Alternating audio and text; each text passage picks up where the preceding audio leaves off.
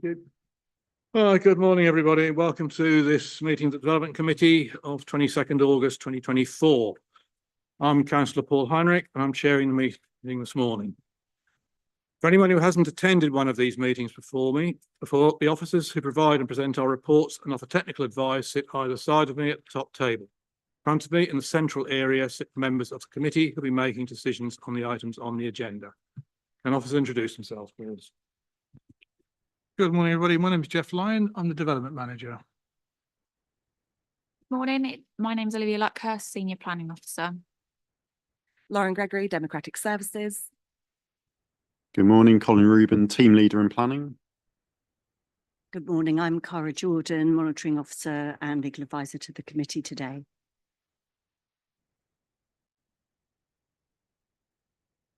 Russell Williams, Assistant Director for Planning at the Council. Ben Jervis, Senior Landscape Officer specialising in ecology. Thank you. I'd like to welcome members of the public, both those in attendance in the chamber today and those who are viewing remotely online. If you've registered to speak, then I will call you to the front when it is your turn. Place at the end of this bench. Before we start formal business, the usual short notices. There's a fire alarm. We're not expecting a drill today. Since the alarm does sound, it is for real. Please follow officers using the marked exits and make your way to either the car park in the front of the building or the flagpole at the rear. Do not use a lift, of course. Could I ask that mobile phones are switched off, including the usual suspects? I expect we'll be taking a break at around 11.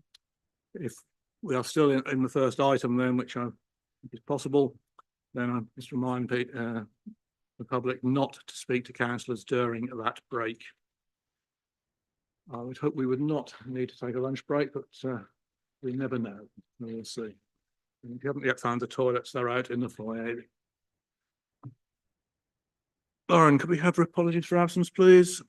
Thank you, Chairman. Apologies for absence have been received from Councillor Adam Varley and Councillor Jeremy Bonestini-Boyle. And with regards to substitute, Councillor Luke Patterson is present as a substitute for Councillor Adam Varley. Thank you. Item 4 is to approve the minutes of the meeting of the 25th of July. I'll take it that you have all read it thoroughly and found any missing apostrophes and anything else that's in there. Yes, Councillor Otherway. I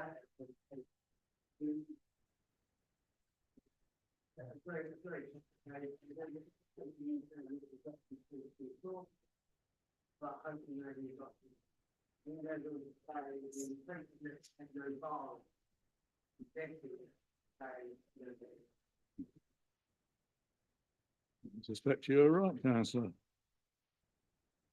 which case, you make that minor amendment. Chair, I've been contacted by the society of which I'm a member, but also by the Adjective Deployment Society. But I will take that up with Democratic Services. There are one or two things that I just need to correct for the record. But I won't. I take it you're happy with the. Yes, yeah, I'm quite happy to approve the minutes. I won't waste the committee's time by going through it. Grammatical details. Okay, thank you. Are we happy to approve those? Correct record. Thank you. Items of urgent business. I have none. None received. Thank you. Order of business will be as on the papers. Are there any declarations of interest, please? Yes. I went to Gresham's, but I'm not predetermined. Thank you. I went to the Pastons. Back in the days it was a proper school. So. Okay. Let us move then to the main item of the day. Item 8, we have the two applications PF 24/0265 and the associated application LA/24/0264, the site at Holes Hall. Olivia, okay. Present, please. Thank you, Chair. So today we've got two applications to look at. So they are two separate applications, a full application and a listed building consent, two separate recommendations with two separate lists of conditions. But we will be looking at them both under the same presentation. Just a couple of verbal updates before we start. There were some formatting errors in the report regarding the Conservation and Design Office's comments. However, there should have been an appendix as well containing the full comments for both applications.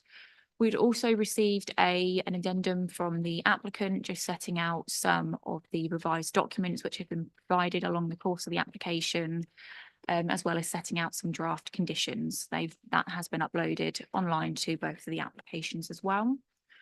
So I'll get started with the presentation now. So the proposal is for the creation of a new prep school, which falls under use class F1A.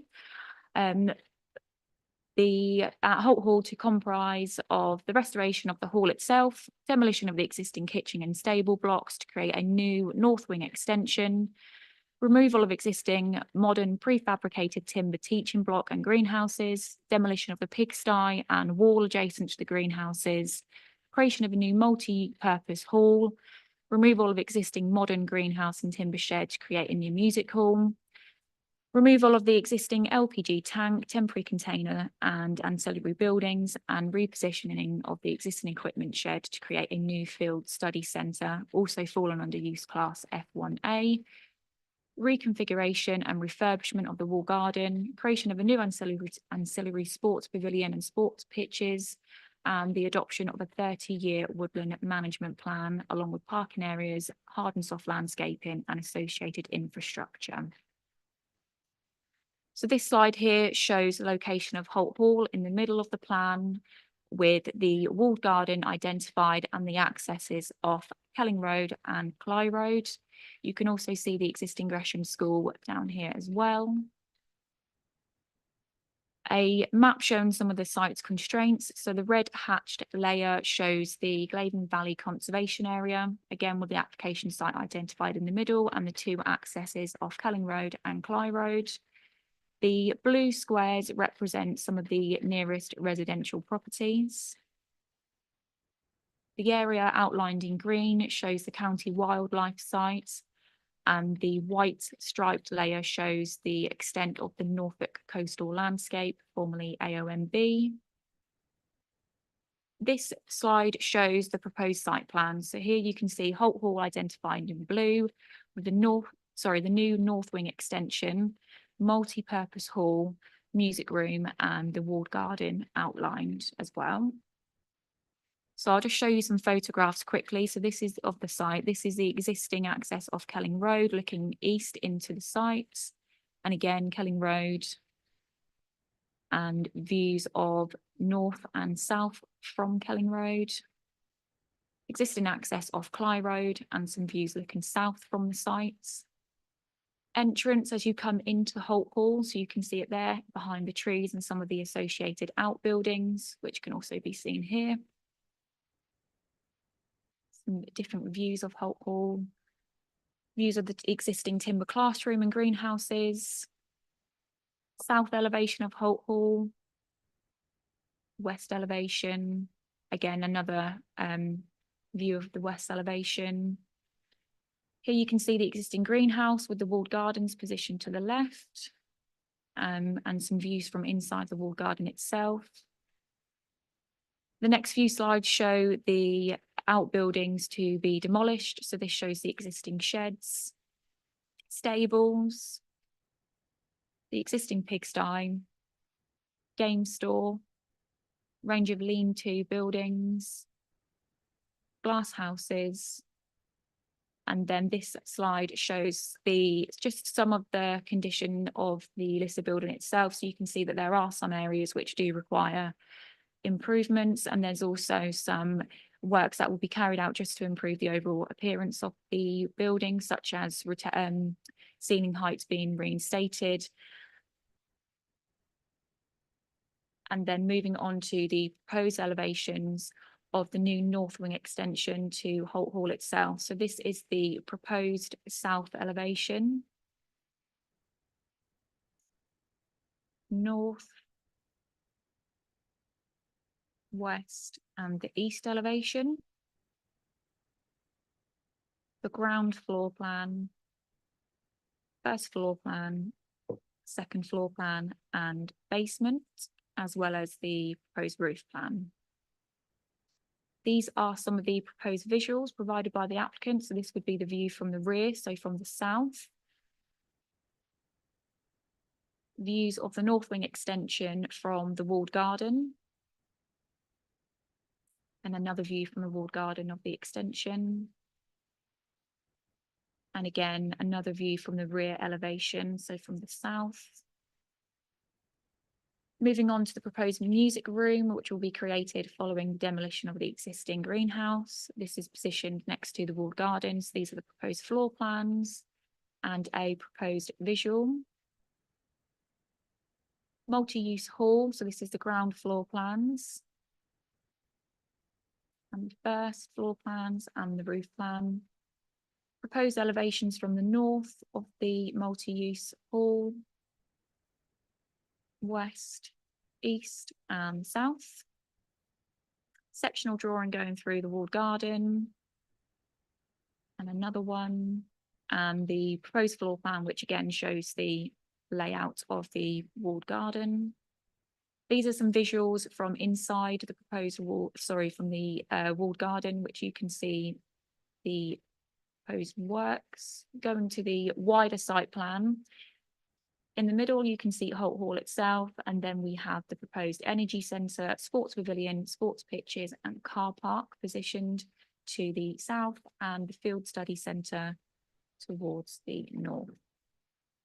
So some elevations of the energy centre and sports pavilion.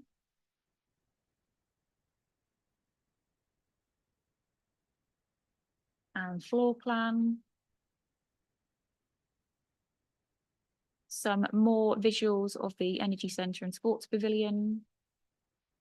And this is a visual for the proposed new field study centre and some elevations as well. Floor plans. And then this is a plan showing the location and layout of the proposed sports pitches with the sports pavilion and energy centre positioned in the middle of both of them. A section going through the proposed car park. And here shows the proposed boundary treatment and signage. So you can see that there is a new 1.9 timber post and steel mesh deer fencing to be proposed around the site, along with the retention of some existing fencing towards the south. And this is some indicative examples of signage to be positioned throughout the site.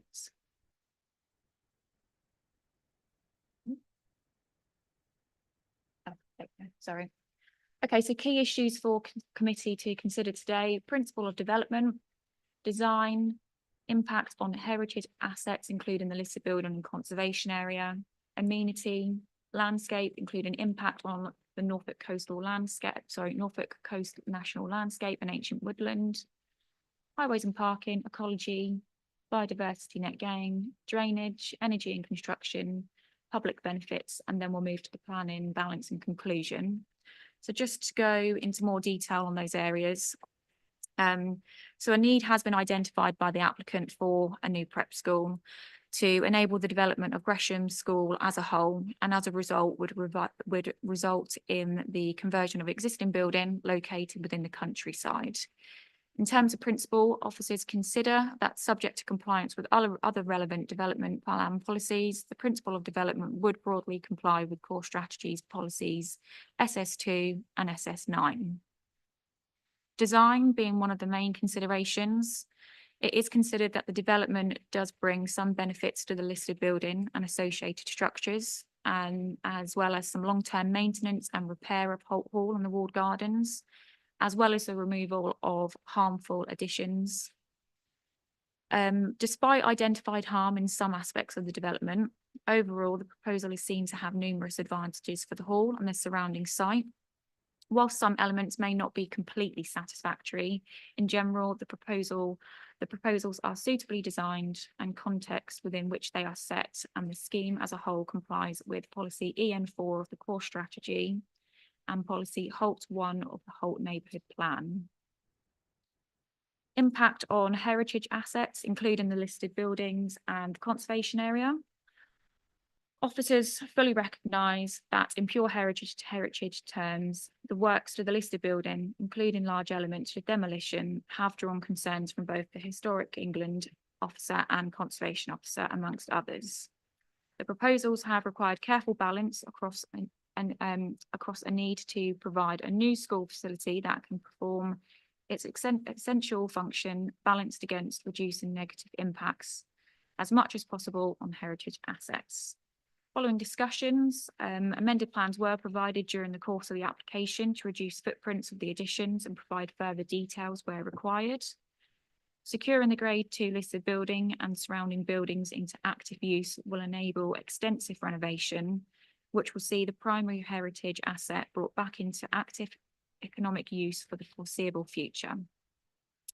The applicant has also made a conscious choice when considering all issues together to prioritise the trees and woodland and landscape impacts at the unfortunate consequence of increasing harm to heritage assets. These are difficult choices and the committee will need to consider these carefully.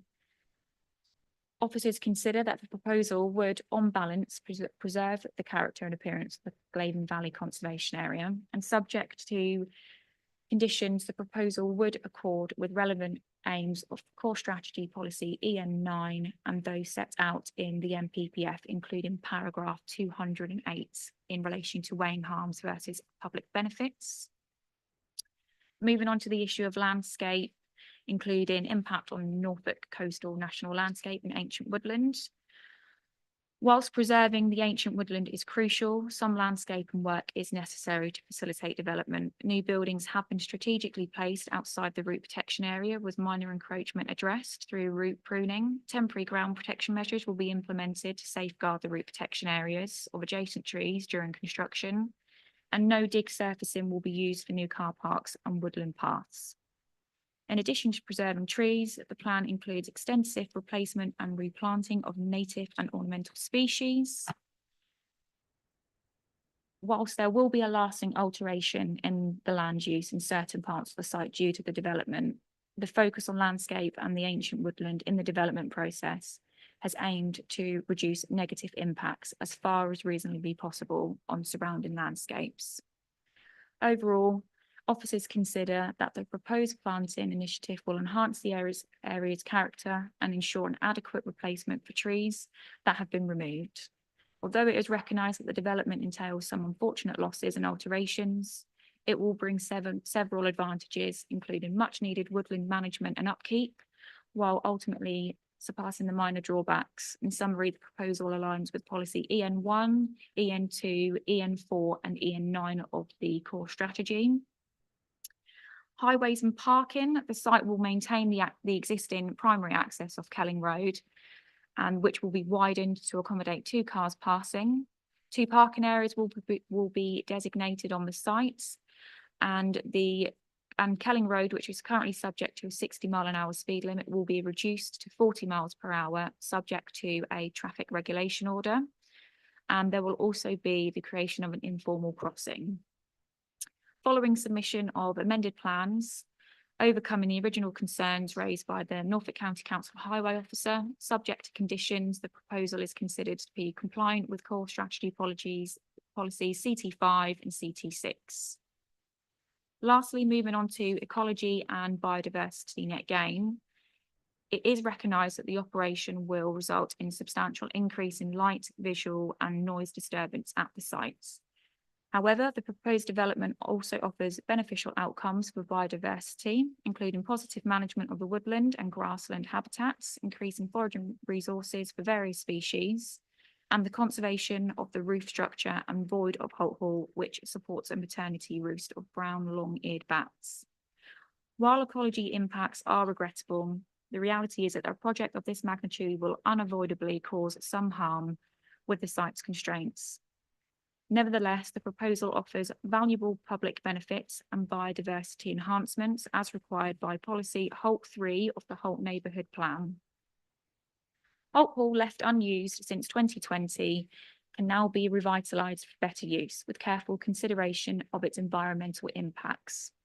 Officers consider on balance that the restoration and sustainable management of the site, along with economical investment and habitat preservation efforts, outweigh the residual ecological harm caused by the project, and the proposal would therefore accord with the aims of the core strategy.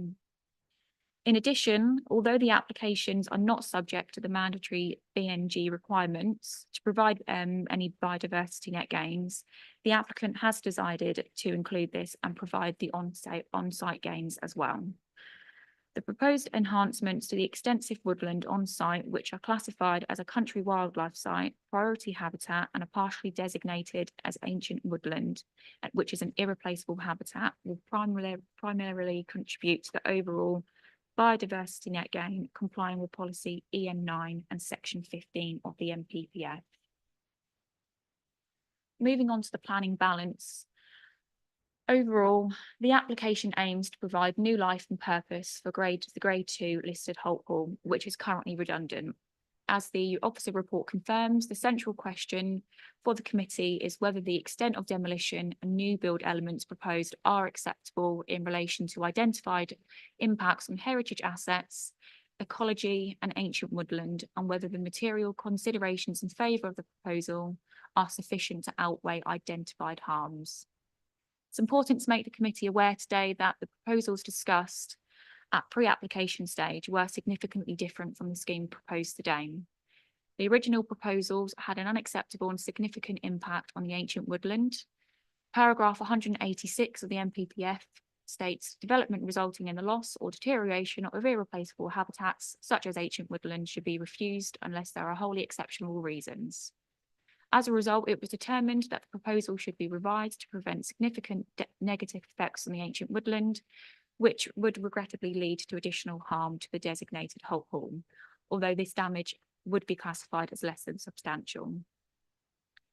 Delivery of the project has presented numerous challenges in balancing the need to provide the necessary functions of the school while seeking to reduce adverse impacts on heritage interest features, ecological features and the ancient woodland. Officers recognise that it's likely impossible to satisfactorily address all of the consultee comments and concerns. In respect of heritage impacts, it is fully recognised that harm will result to the grade 2 listed building and its setting, and it weighs against the grant of permission, requiring significant public benefits to outweigh this less than substantial harm. With regards to ecological impacts, some harm will arise to ecological features on the site, and this harm must be weighed in the planning balance. Having regard to the public benefits identified in support of the proposal, officers consider that these benefits are sufficient to outweigh the harm to the heritage and ecological interests and outweigh any conflict within the development plan policy. Therefore, both of the applications are recommended for approval. Thank you, Chair. Thank you. Thank you. Especially a very thorough and detailed report and an excellent presentation. So again, we have no town or parish speaker. I have no objecting speaker. I have 2 supporting speakers. Ross, would you care to start?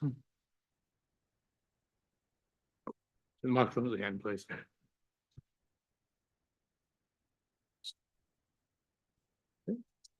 Although it's both applications, you have up to 6 minutes if you require it. And Hopefully not.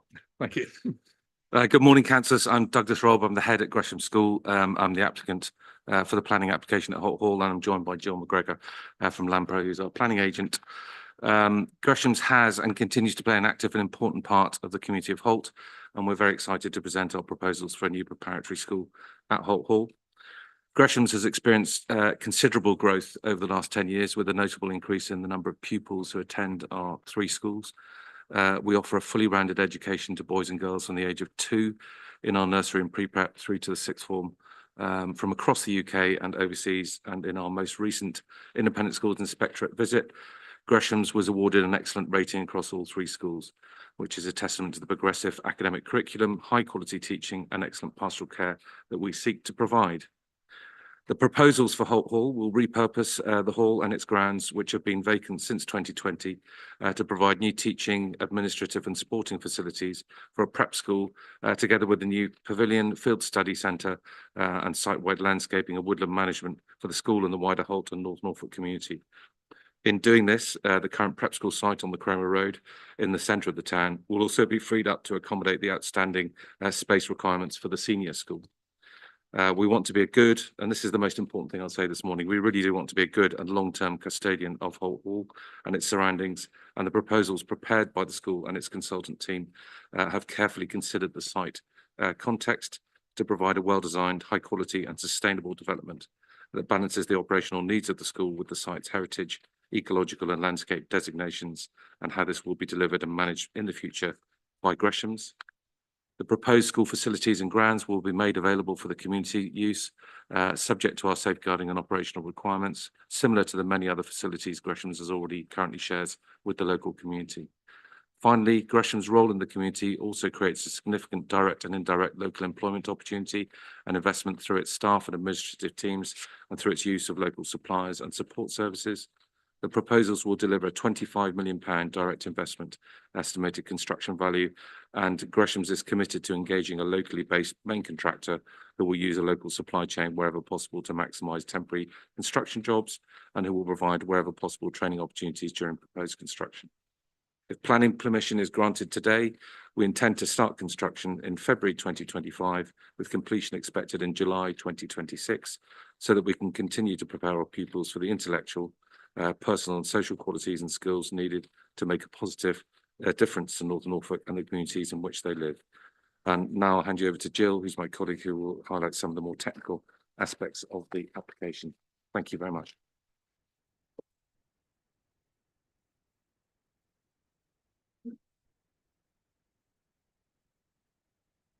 Good morning. The proposal for Holt Hall will follow in-depth pre-application discussions between June and December 2023, including 4 meetings with officers and an in-person exhibition event at Gresham School. Feedback from this engagement has significantly informed the approach taken to the proposed layout, and Gresham focused on priority as far as possible on limiting landscape and ecology impact on the old Pollard Road, as well as impact on heritage, the listed building and associated structures. Gresham's continued to engage with the council and technical consultees over the past 6 months since the application was submitted, with revisions made including additional ecological, flora and fauna surveys and ecological impact assessment to address key comments from the Norfolk Wildlife Trust and the Council's ecology and landscape officers, a reduction in the scale and mass of all new buildings to part address comments from Historic England and the Council's conservation and design officers, a revised lighting strategy designed for biodiversity and to reduce potential light spillage from the school, details of reviews of the materials from demolished fabric and structures within the proposed landscape master plan, and amendments to planting, access and management of surrounding woodland. Conditions have also been agreed to further respond to consultee comments and to ensure that the appropriate mitigation and management during construction and operation of the school is achieved. Gresham's acknowledges that this is a sensitive and challenging site. However, the proposal will bring back into optimum viable use the listed Holt Hall building for continued educational and community use, with poor quality and unsympathetic modern additions and structures removed and the reinstatement of the walled garden. It's also considered there will be less demolition interventions than an alternative use such as residential or a hotel. A less than substantial harm to the designated heritage assets, including the listed building and the Glaven Valley conservation areas identified by officers and consultees. And it should be recognised that the ancient woodland itself is a heritage resource and asset, as well as a key character area in the conservation area. Proposed management and improvement of the woodlands is therefore a further heritage and public benefit in support of the proposals.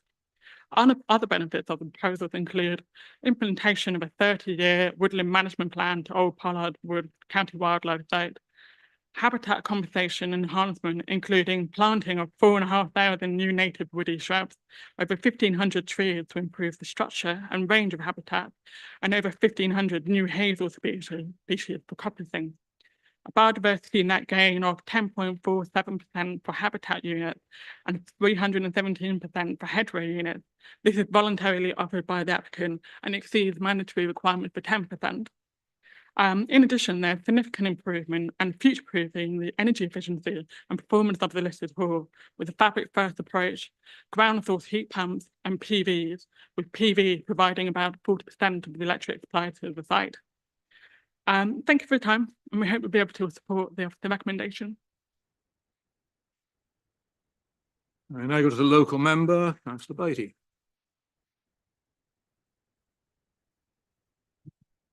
Basically, the town council is in full favour of supporting this application. Personally, I would do the same.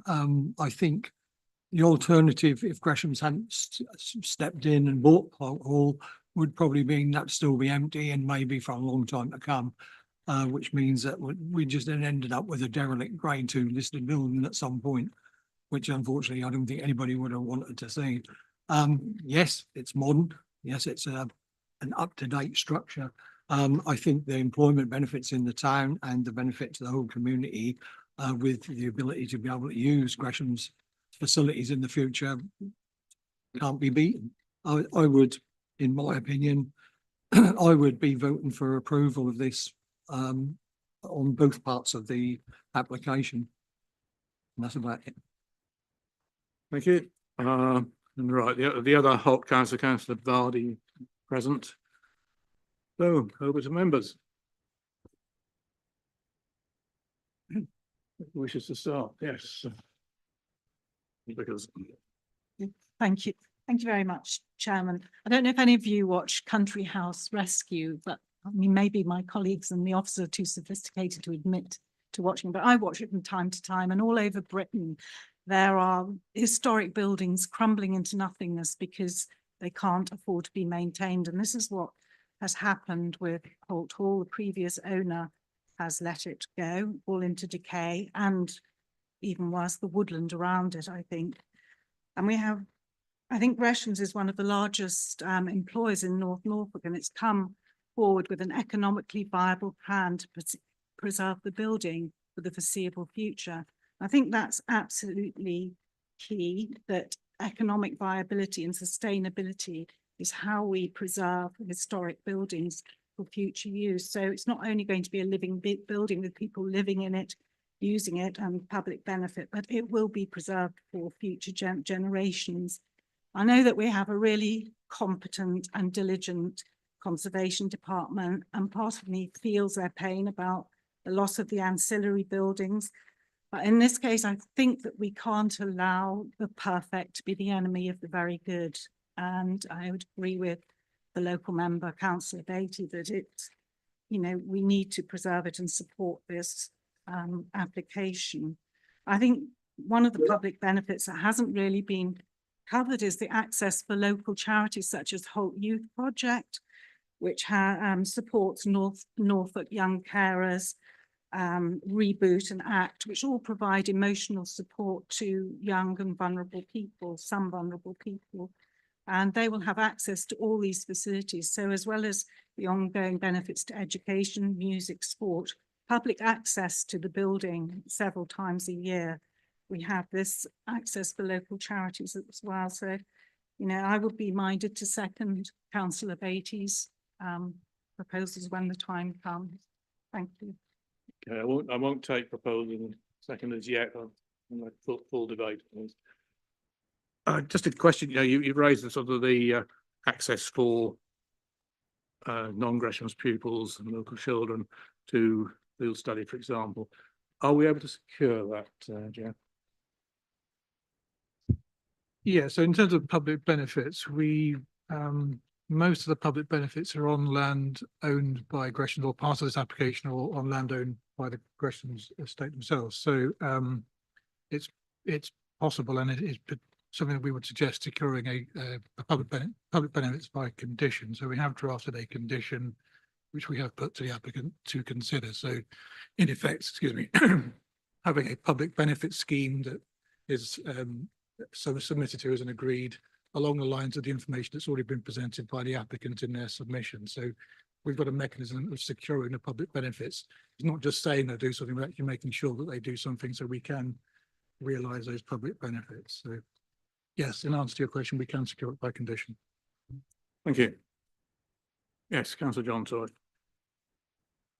Thank you, Mr. Chairman. Yeah, and thank you to all the officers that put into this application, which has obviously been a challenge to balance out. And thank you for thorough reports and the information that we've been given. I'd like to talk about, we talked about an informal crossing and there is no footpath. We're just going to reduce the speed limit. But we've also talked about other people using the site and securing that. And I'm concerned that we have a road that, you know, we can put speed limits on all we want. You know, we're already saying people travel there at 46 mile an hour anyhow. I feel that there is a case for there to be consideration to having footpath cycle access from the town to the hall, because of the likely uses, and not the ones that are identified in its day to day, but also the additional uses that we've now spoken about. So if local people are going to go there to use sports facilities, to go to the hall for a music event, I think that we need better modes of transport options to people. Hull already has opportunities for people to move around on bikes and walking through all the sort of little hidden away access bits. And I don't think that that's been properly covered here. So I don't know where that goes in terms of the application. I agree that on balance, you know, with the modern additions and saving the hall, I think the actual application is good. And I'll be at this stage looking to support it, but I would like to see more pedestrian and cyclist access and something that's a bit less informal and they can use internal stuff. Well, that's for people internally. We're talking about external people. I don't offer a solution, but I offer that into the debate, Mr. Chairman. Thank you.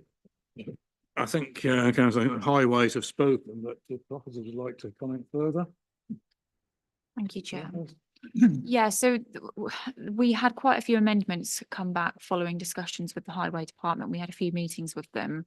Originally, a zebra crossing was proposed to make a formal crossing. It was the opinion that given the rural nature of the road and there being a 60 mile an hour speed limit, it just wasn't appropriate to have a zebra crossing in that location, which is why the applicant will now look to reduce the speed to 40 miles per hour following a traffic regulation order and to have the informal crossing. There will be some signage as well to secure that. So, for example, a flashing, 20 mile an hour speed limit sign or a kids crossing sign, details of which are to be secured by condition. It would be difficult to secure the footpaths going from the site into the town centre, given the site ownership. It just wouldn't be possible, especially not through this application. It's very difficult as well it would result in the loss of further trees and landscaping to put that new footpath in as well. It was considered that this would be the best outcome from the highways officer, and we do have, as I say, further details to be secured by condition. The highway officer at Norfolk County Council agreed that this was an acceptable route to go down for the crossing. So that's why we've come to that conclusion today. If I may, Mr. Chairman, thank you. I absolutely accept that and what highways have said. I always have issues with highways. You know, if we were putting a house down there and they were looking at 3 extra cars a day, they go, oh no, that junction's unsafe, yet we can do 122 movements here plus staff and it's fine. So I do have issues with highways, but there is a verge down there at the side that could have one of these, you know, crushed local material paths that makes it accessible. And even if we don't put anything into that today, I hope that Gresham's are listening and will consider that as a future plan, at least to when we see what usage is, that something is put in there. Because I think just pushing people out into the road, irrespective of a footpath, when it's going to be children, you know, we're talking about a prep school here, we're talking about young children, potentially those people that are coming there, you know, we're encouraging them to come in the car when actually we should be giving them an alternative, and that's not happening. So I'm happy to accept the plan, but I do want to get that message out to people. But I do understand how you've come to your conclusion. And I think that's a different issue with highways, but thank you. Thank you, Mr. Chairman. Thank you. Just another question from me on the highways issue. We're at the town council, some concerns about the junction Cromwell Road into the town and any potential increase in traffic there. what is Highways' response on that? I mean, they've raised a series of points, but they were, at one point, they were asking for some kind of survey to assess the impacts at the junction. But actually, when pushed, they couldn't actually justify why they were asking for it, because they're asking for it as a later survey in 6 to 12 months' time after the extension to the school has been built. We did go back to the highway authority and ask them, well, how can you justify this? If you're saying, are you saying this is unacceptable as it is, or are you saying we need some further work? And actually they withdrew at that point from that point. So they're not asking for us to do survey work at the Cromer Road junction. They're content with the scheme as submitted. They're not objecting to it, subject to those conditions. So that's not an issue for the highway authority, that junction with Cromer Road. Okay, and the last thing on traffic from me, monopolise it too much, is the issue of management plan for the construction traffic.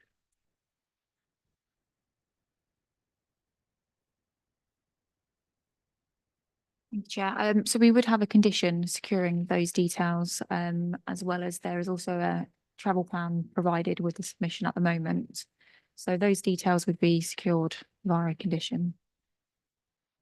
Yeah, so I think it's a concern because it's a narrow road. We don't want heavy vehicles going through Hull. We certainly don't want them going up Bridge Road, which is a good idea.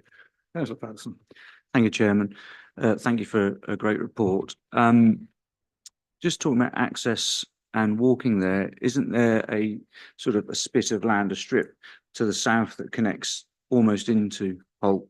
Is that not going to be the way people can walk and access the site? If you go back to the outline plan. Yeah, have that up, please.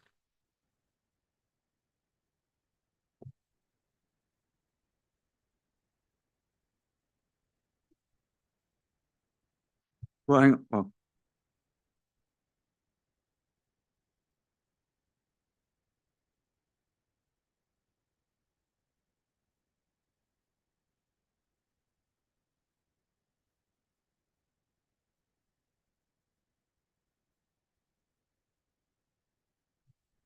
Well, I mean, yeah. There we go. That exactly that. That obviously is your obvious way to walk to Holt Hall, isn't it? On that southern spike of land. I don't know how else to describe it. Yeah, not there. Move the mouse over to the. Yeah, no, not that one. Move. Yeah, here we go. Yes, there you go. Yeah, I mean that's the easiest way to walk to Holt Hall from Holt, isn't it?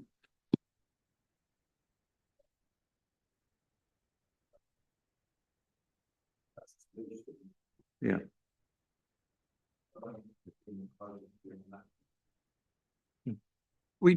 Yeah, I mean, that is a historic footpath from Holt Hall into the town. We did ask the applicant what's proposed with that, because the plans show the footpath possibly being upgraded, but it doesn't say whether that's actively going to be used, but it's going to be managed by the school, so people will still be able to use that, but obviously they'll need to have controls in place so that no one can just walk into the site unrestricted. So that there is a potential for that to be used by people.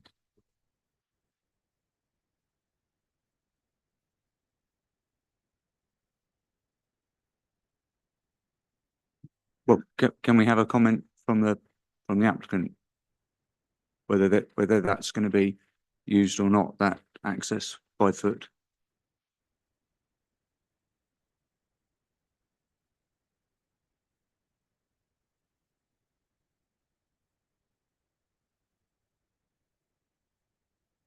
Yeah, we spent a lot of time in that area trying to work out who owns what. It's actually quite a complicated bit of land. It looks very simple. It looks like we've got a needle of land leading into a road that goes down, but there's quite a lot of uncertainty. That I think that was originally Detterding estate land, and it's been sold for housing. Sorry, and you know, when we stand there with a satellite thing saying who owns this, it struggles a little bit. So there's a quite big development going on just off that at Norfolk Homes site, and there's a crossing there and all sorts of things. So it looks really straightforward and it is obvious, but I think Councillor Beattie would agree, it's not actually as straightforward as it looks on a map.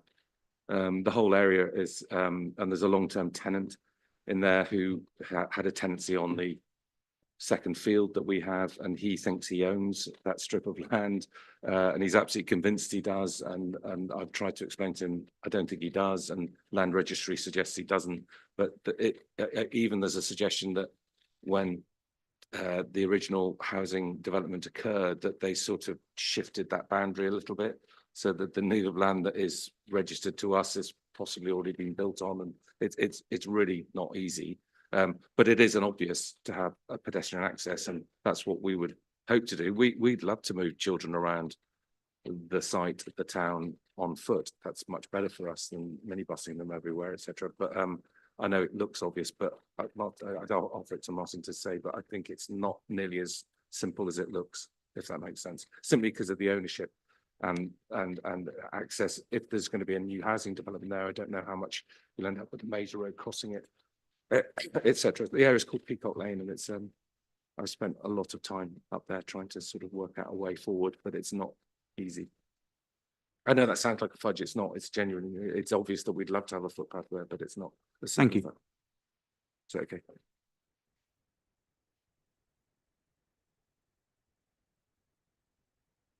What Mr. Roberts saying is correct. That footpath has been used for decades, and I mean literally decades, by people from the town to get to Holt Hall. But unfortunately, since, as he said, the change with land and everything else what's gone there, people still or did use it up to the point that Holt Hall closed. But I don't think it's been used since. But that has been, things have been moved around, and the builders have played fast and loose with it, for want of a better word. Any possibility of that being registered as a public footpath right away?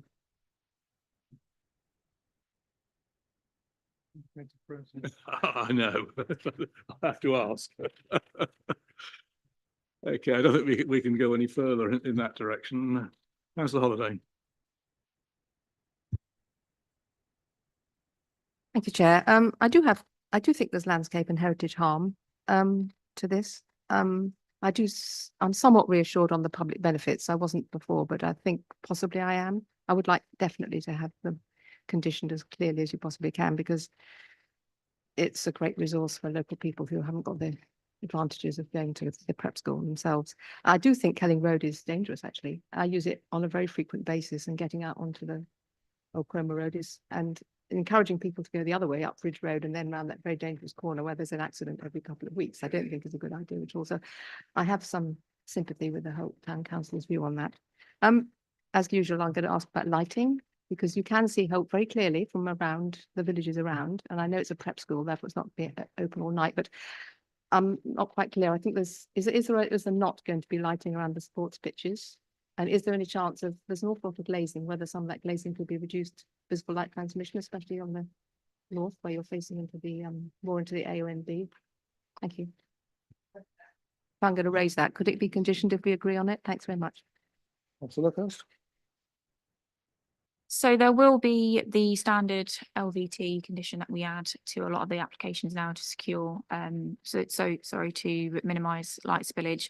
With regards to lighting, we have got a condition as well to secure further details, etc., positioning, and I'm trying to remember off the top of my head whether there is lighting around the sports pitches. I can double check that for you quickly and come back to you if that's okay. I can have a quick look at the plans to just double check.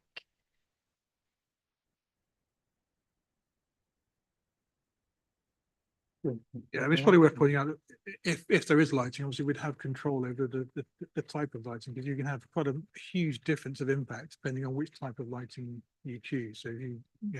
So so by having a condition, we could, if there is lighting on the sports pitch in particular, we can control that in terms of the design of that, so that it minimises the light spill. Because I mean, yeah, this is in a dark sky area, so we wouldn't want to see particularly the nocturnal character change, because that then would have other impacts on protected species, which the ecology officers raised in their comments. So they've asked for specific lighting that's got a colour temperature, which I think is about 2,700 Kelvin or less. So it's sort of at the lower the lower impact end, so you're not affecting bats and other species, but yeah, certainly we would have control over that true condition. Yeah, I think you'll find set out on page 72 of your report some comments from landscaping. We have them present if the either of you would wish to comment on the lighting aspects. Yeah, so we did push back on the lighting because there were some kind of issues in terms of within the woodland itself and the bollards and stuff. So we pushed back to get lower Kelvin light LEDs installed. As far as I remember, there wasn't any lighting around sports pitches because I think that would have potentially had more of an impact. But yeah, certainly we got it down to a kind of level where avoiding spill onto the surrounding woodlands as well around the wall, so that we were quite comfortable with that, you know, with the increase of use in the site. Thank you. Anything to add, Councillor? Councillor Brown. Thank you, Mr. Chairman. Good morning, everybody. I welcome this application. I appreciate the public benefits do outweigh some of the harm to the heritage landscape.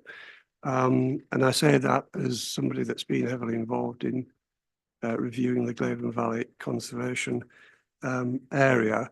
I think it perhaps would have been more acceptable, certainly to Historic England and perhaps to myself included, if the northern extension had been configured in a dogleg shape or an L shape, and the extremity of that been angled to or put in the direction of the west orientation to make that northern extension less imposing on Holt Hall, the heritage asset. And it's unusual, of course, for Historic England to comment on something which is neither grade 1 or grade 2 star grading. So obviously they have their concern, and I do share it. But having said that, I think the public benefit is significant to the town and to the area, and particularly to pupils who will be attending the school. And therefore I can support Councillor Beattie and Councillor Vickers in their proposal and seconding of the application. And I will be voting in favour, Mr. Chairman. Thank you, Councillor Fisher. Thank you, Mr. Chairman. A considerable part of this report is about the environment, ecology, conservation, landscaping. And I just wondered whether we could have some wise words from the officers to sort of reassure me that my position of supporting this is the right one. What specific questions do you have, Councillor? I'm sure our conservation. I'd just like to hear a bit more. Obviously, this report tells us there will be some harm to the area, and I'm wondering what that harm is and how it's outweighed by the officers' report. Thank you. Would you like to have a go at that?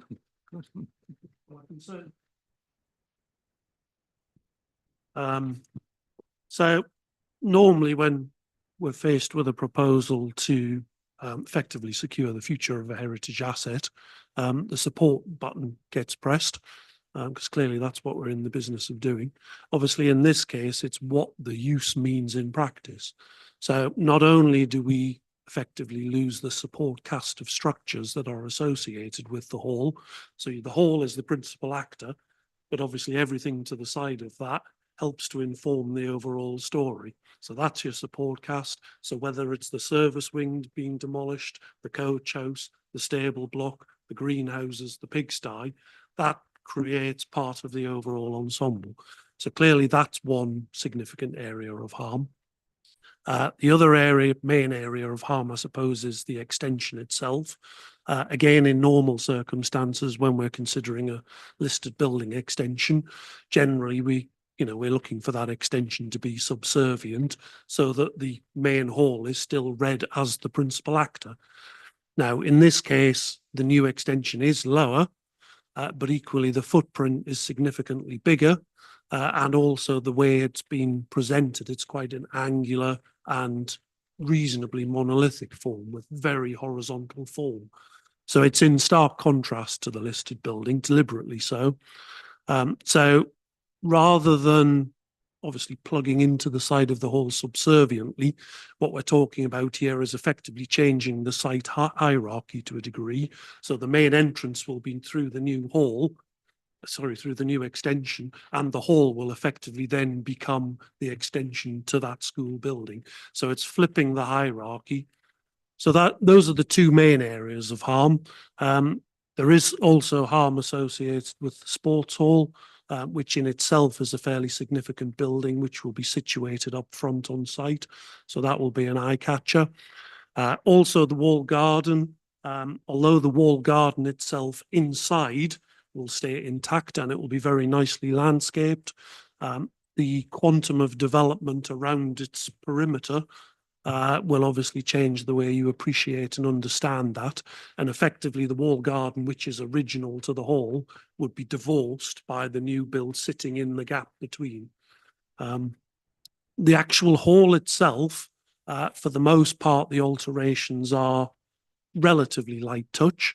Having said that, there are instances where original or certainly historic Victorian fabric will be removed to create compliant corridor widths, create doorways, and a new staircase going in, which will obviously have an impact in terms of punching its way through the building.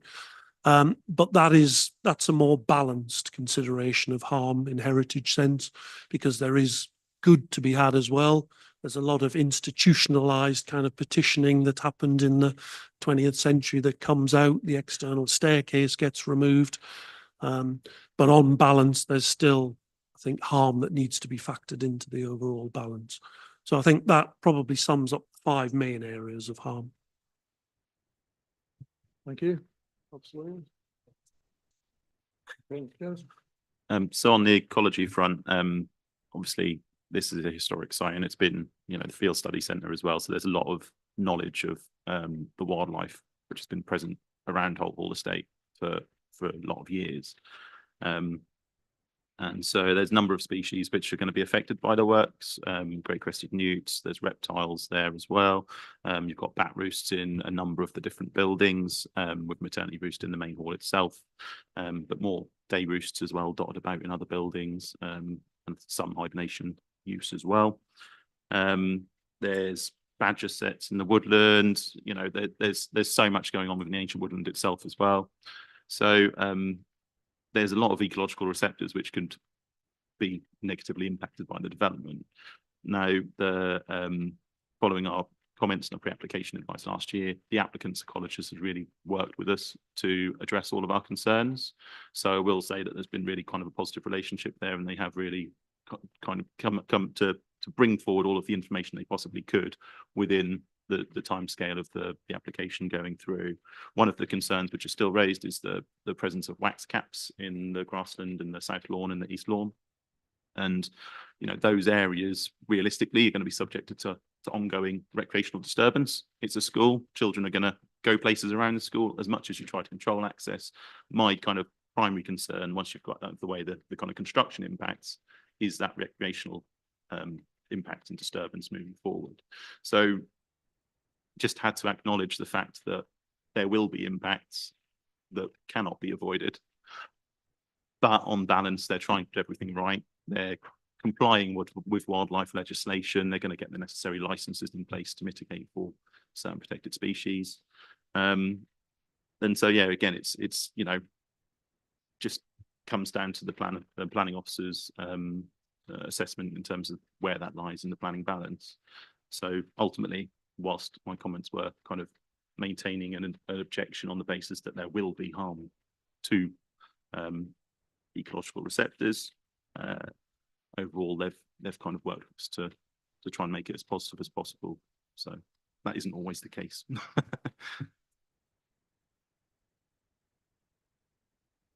Thank you, Chair. And I just want to comment more from a general planning perspective, and I appreciate probably all the councillors on the committee will know what I'm about to say as I say it. But a couple of points going back a bit.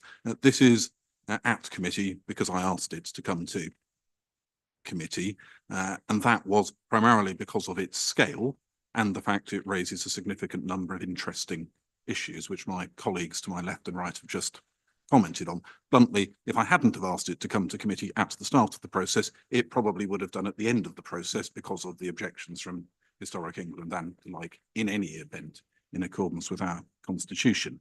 But we have a planning department here that consults with lots of different agencies on lots of different matters when you've got something big like this. And the first part of this debate clearly focused on the highways comments, which are, as Ms Luckhurst and Mr Lyon explained, supportive of the proposal.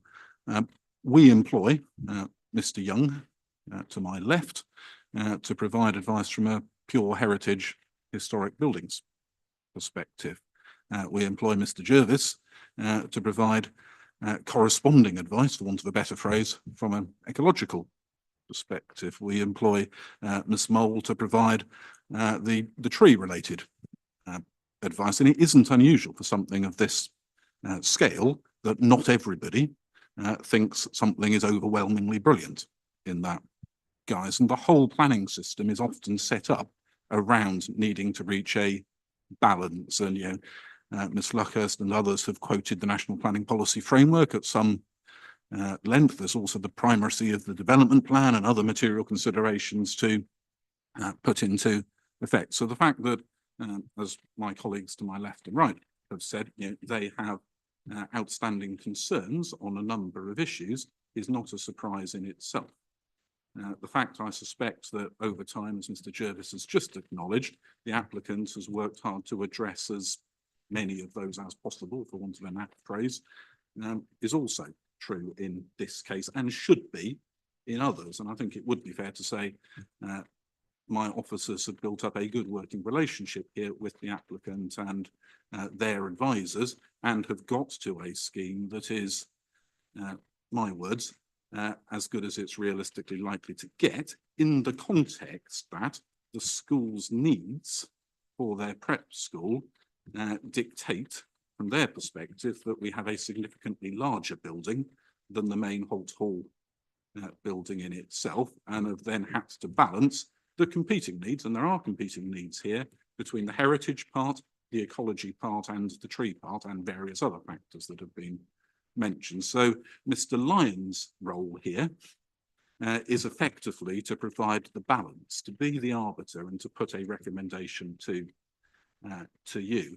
Being slightly flippant, it would be vaguely entertaining if Mr Lyon and I took a different view on that, because my role is also to provide that degree of balance. We don't. We do see eye to eye on this and virtually everything else in that regard. I'm comfortable that the recommendation is the right one in this set of circumstances, but that isn't being critical or suggesting that either of my colleagues to my left or right have given the inappropriate advice from their perspective. Okay, so it is a planning balance, which is why you have Mr Lyon sat here at every meeting and me chipping in occasionally, because that's our role to advise you. You could reach a different view.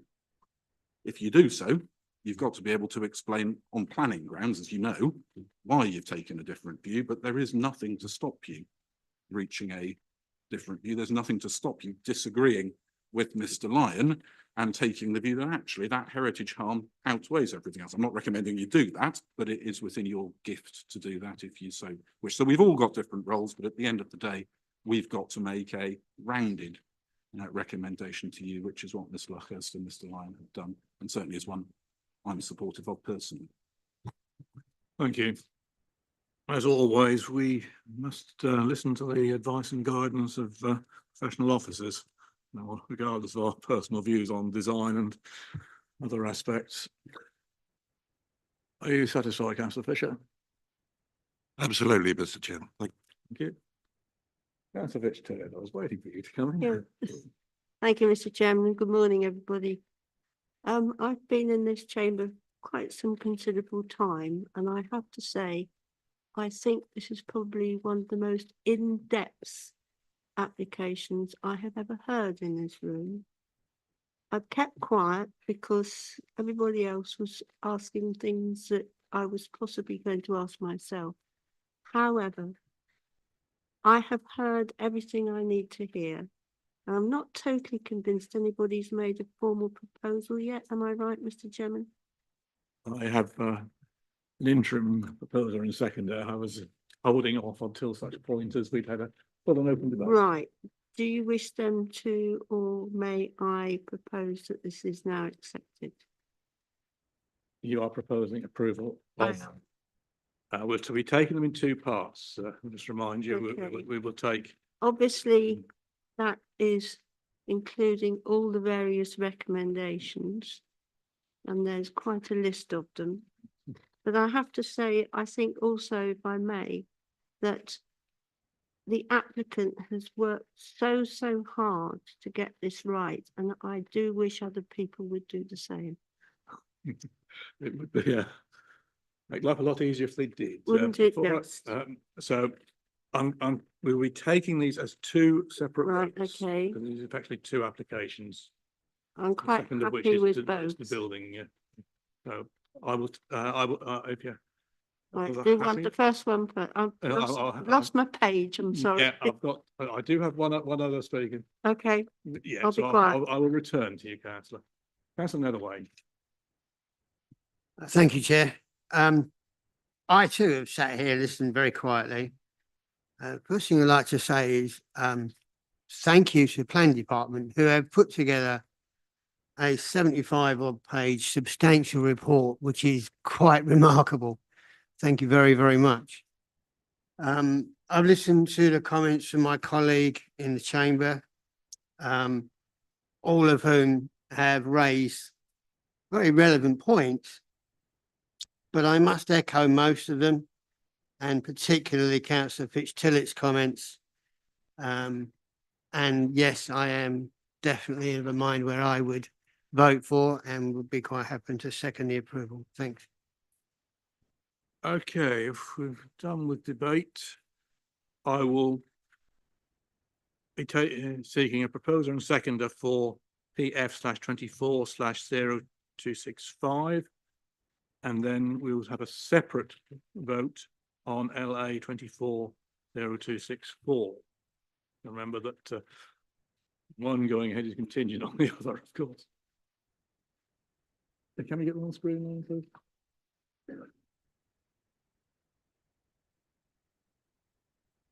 People are absolutely sure what they're voting for. I don't think we need to go right through all the conditions. I'm sure members have read those.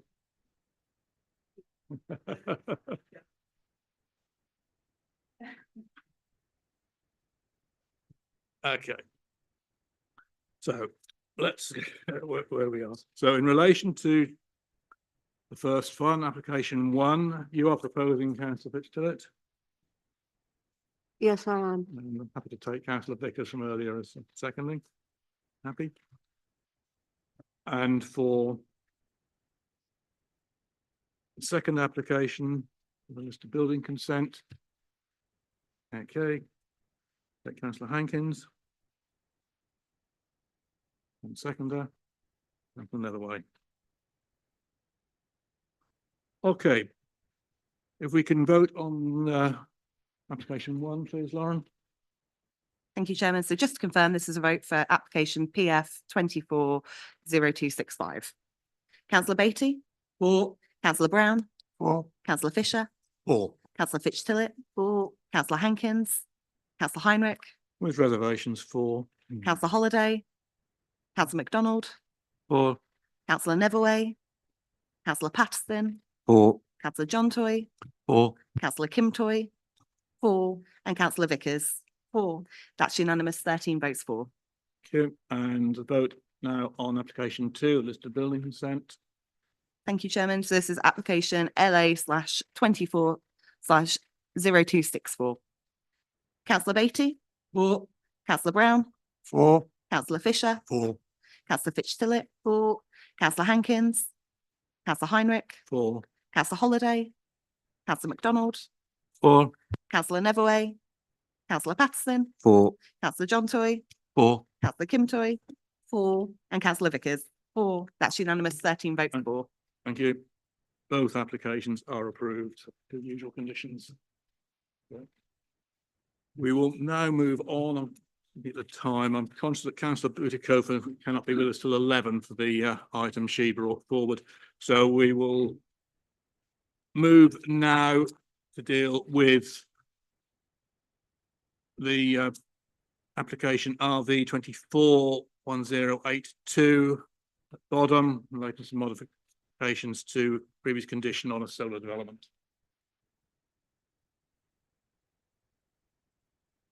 Thank you.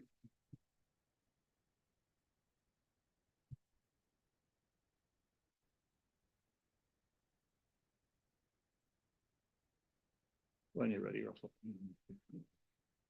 Good morning, members. Thank you, Chairman.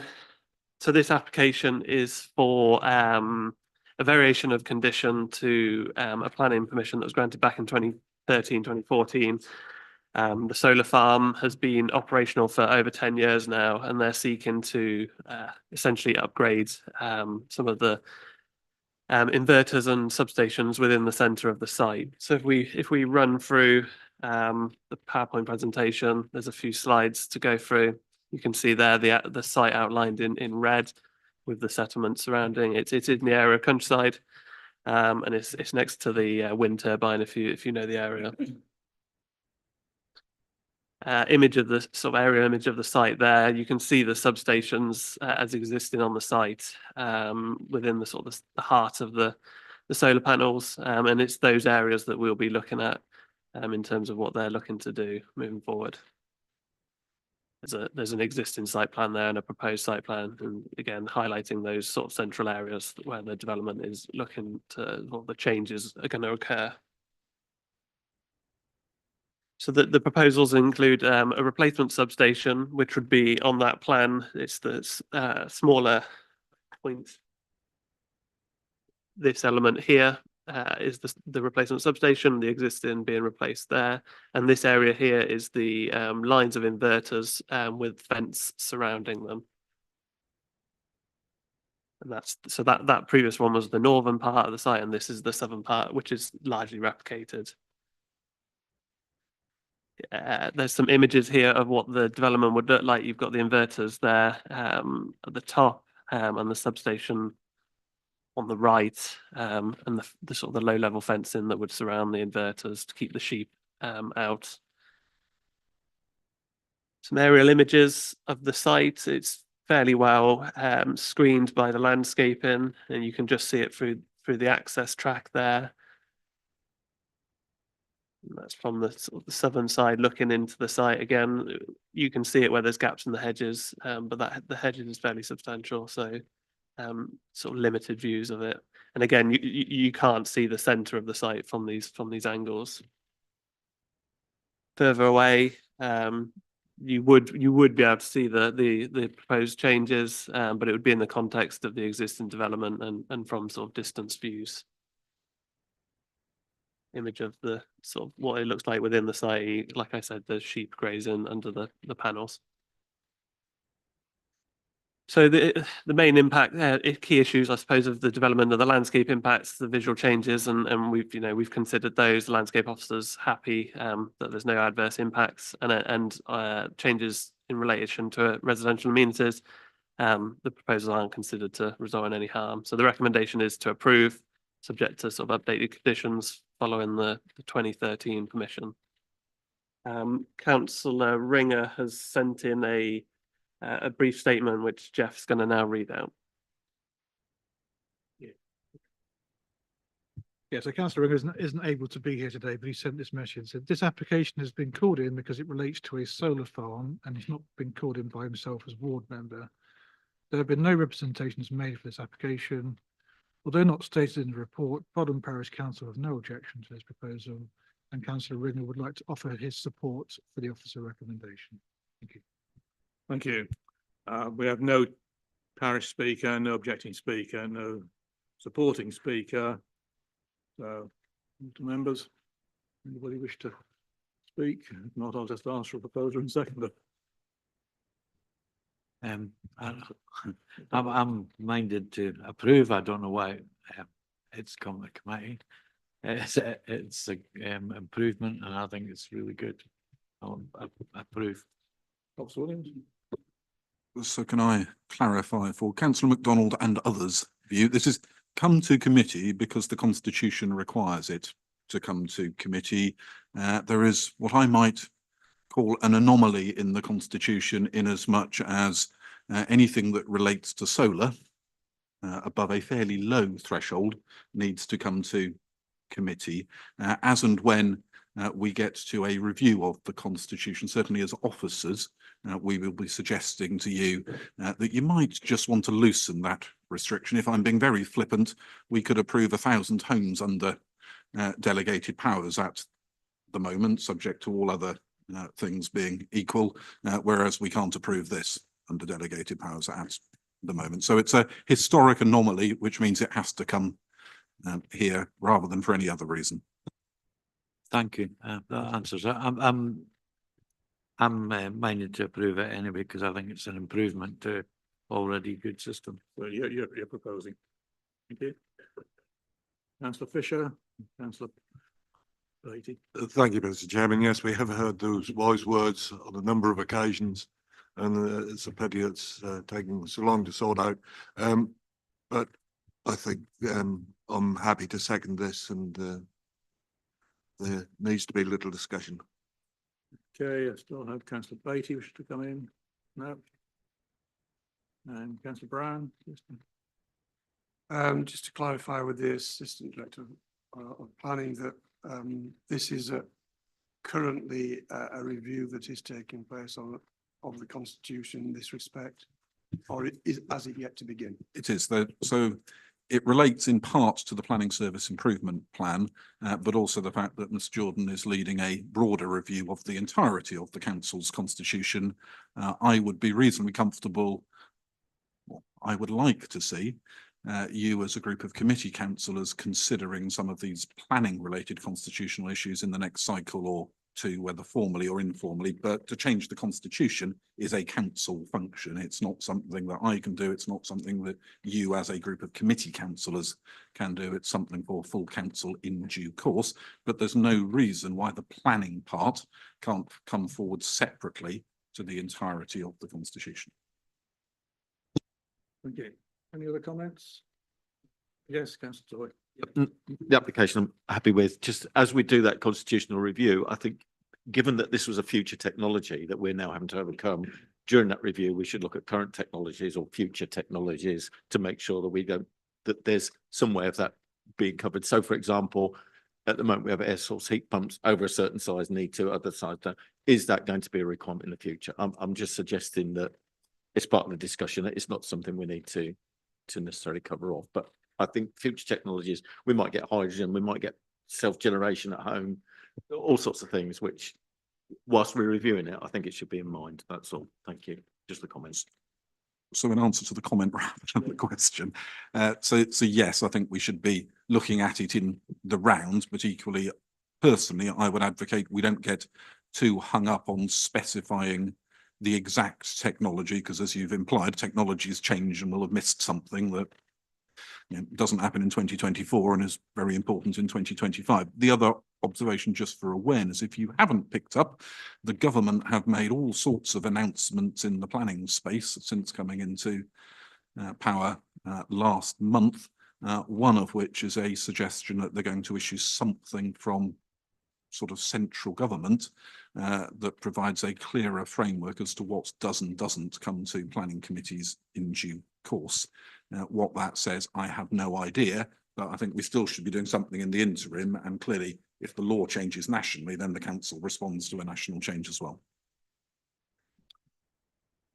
Just a quick query on that then, Ms Williams. Wind farms on land? Have we had any guidance on that, on talking energy? So that's a slightly different thing. So there are 2 or 3 different things going on. So there is, as I'm sure many of you know, and Mr. Lyon is an expert at this. So any questions on this topic, Mr. Lyon will ably take.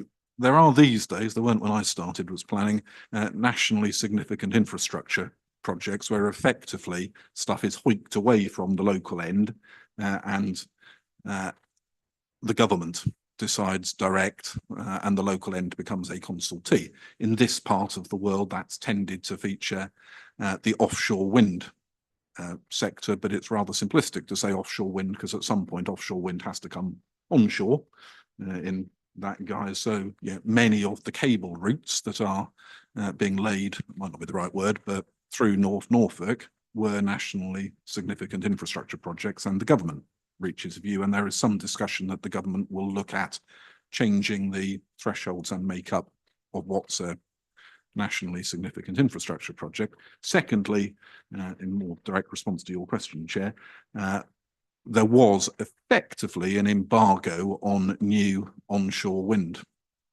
proposals under the previous government, and the new government are effectively lifting that, not via anything that relates to what comes or doesn't come to this committee. Crudely, if we end up with a proposal for a number of or a single large turbine in North Norfolk, I have a sneaking suspicion it will come before you because somebody, probably me to start with, might think that's of significance and should come before you. But it then, as of now, would be more in your gift to approve it if you wanted to, whereas up to now there's been an embargo for the last 5 years. I'm making that up slightly, but of that ilk.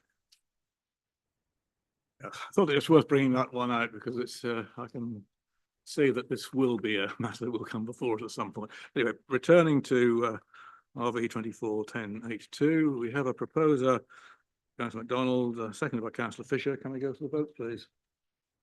Thank you, Chairman. Councillor Beatty, 4.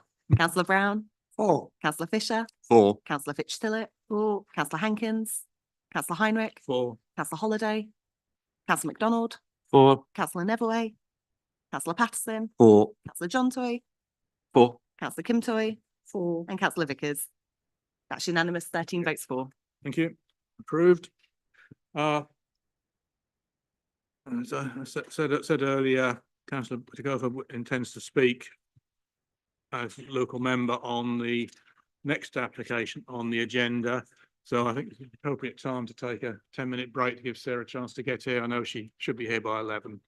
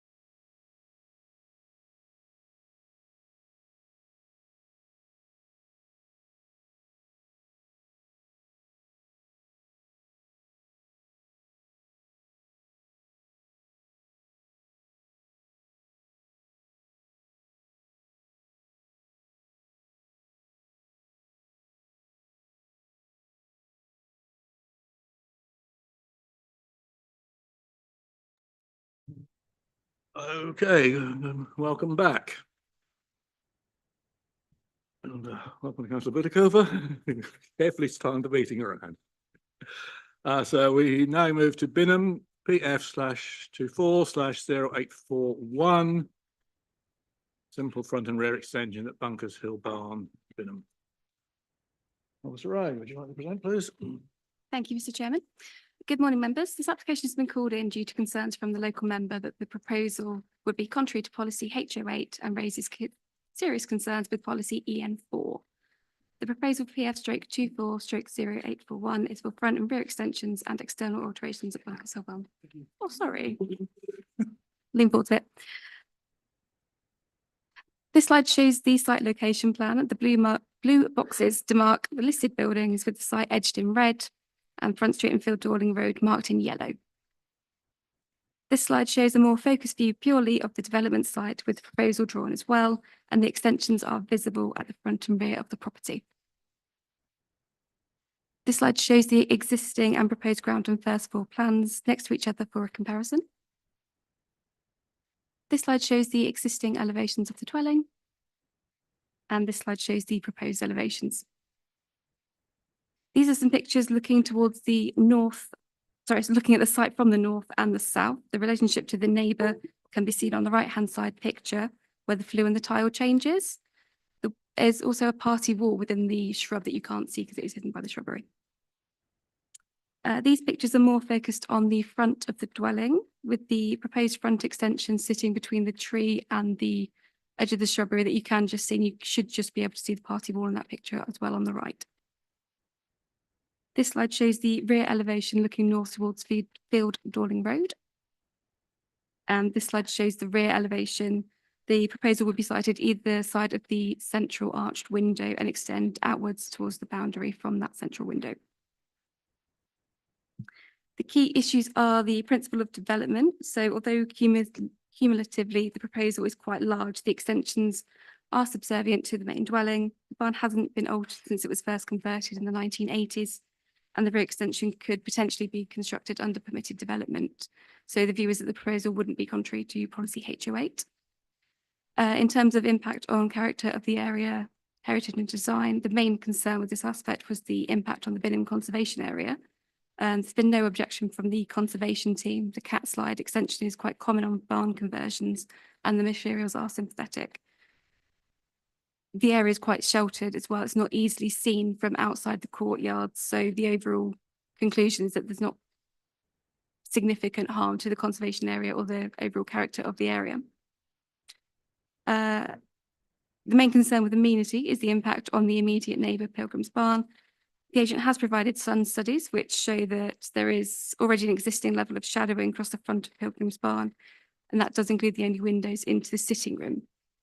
The sun studies also show that although the shadowing would increase before midday, after midday year round, there is no change from the proposal. There's no effect to the level of overshadowing. So whilst undeniably there is going to be an impact, the policy test isn't met, so there isn't considered to be a significantly detrimental impact. In terms of ecological impacts, preliminary roost assessment and emergent survey has been conducted, and there are conditions being secured to mitigate risks to bats and birds. The parking provision and highway access wouldn't be affected by the proposal, so there's no highway concerns from the proposal either. The recommendation is therefore for approval, subject to conditions regarding time, development in accordance with approved plans, materials, and conditions requested by the conservation team and for ecological mitigation. And that's the end of the presentation. Thank you. Thank you. Nice and clear. We have no parish speaker. I have one objecting speaker, Mr. Ian Tooley. Could you come to the microphone at the end, please? You will have 3 minutes to be the case.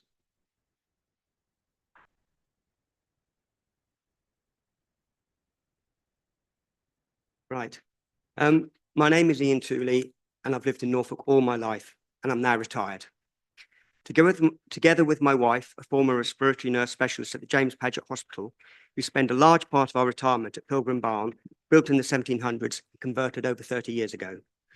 I am not against development and prepared to accept the wraparound extension of the rear of the property, but we have the strongest objection to the proposed utility room and second downstairs toilet of the front extension, which frankly would sterilise our only outside space, which lies immediately to the north and would therefore be unacceptably shaded from direct and indirect sunlight from the south, especially in the winter. We don't have a back garden. Our only garden is at the front, which would be completely overshadowed by the proposal and leave us facing a brick wall, dramatically enclosing our garden and unacceptably reducing the light into our main habitable room. Light only enters the property into the living room from the front elevation via the front garden. Taken together, the extension would have an unacceptable damaging impact on the light within our home, the enjoyment of our only outside space, and would leave us facing a sterile brick wall, which would completely blight the very small garden.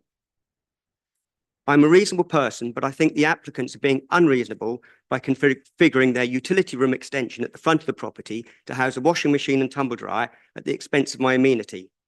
I do hope you agree with me that they should be able to find another place to house their appliances and second downstairs lavatory so my wife and I can continue to enjoy the sunshine in our only garden and full light in our living room. In Article 2 of the officer's statement, the officer states the front extension projects forward quite significantly, and we totally agree with this statement. However, in Article 3, the officer then goes on to say the proposal would not result in overshadowing impacts, so it would be considered significantly detrimental to sustained refusal. I'm afraid we strongly disagree with this statement, and I hope you do too.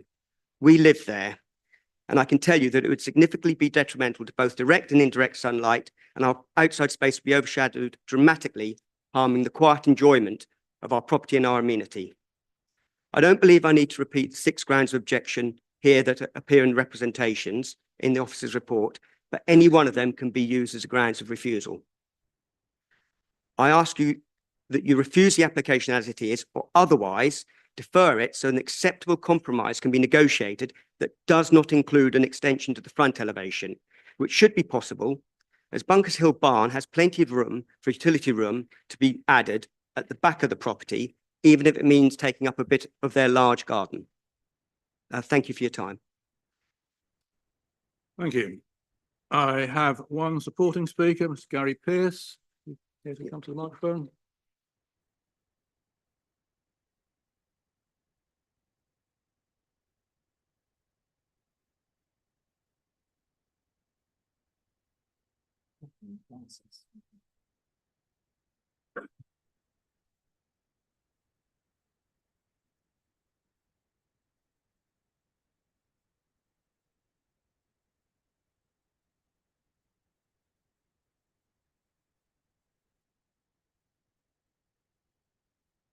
Thank you.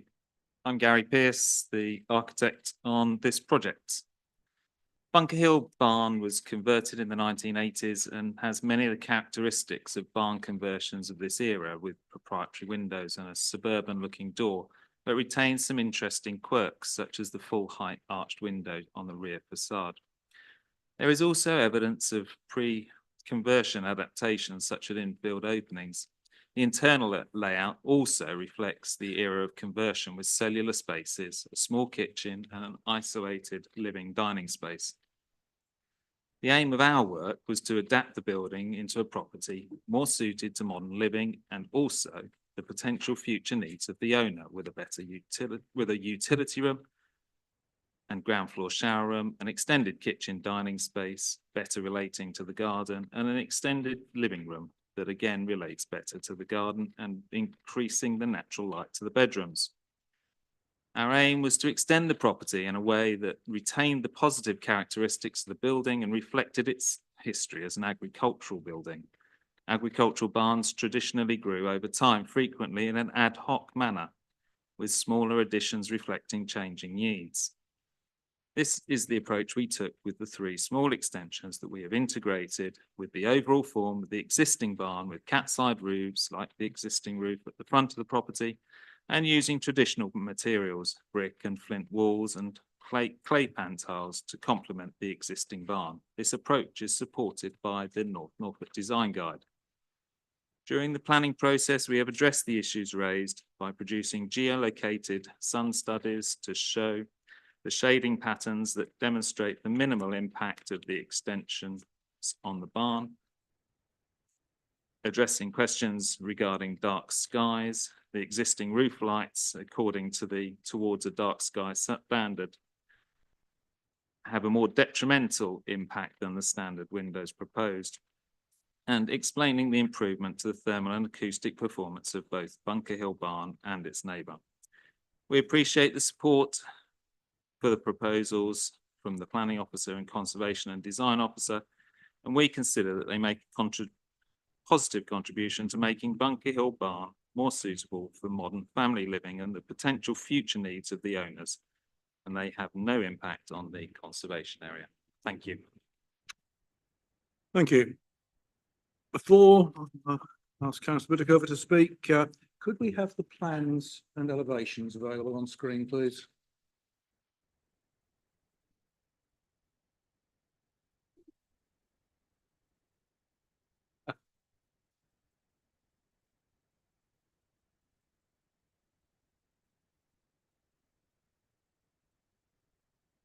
Particularly the one in colour, if we could.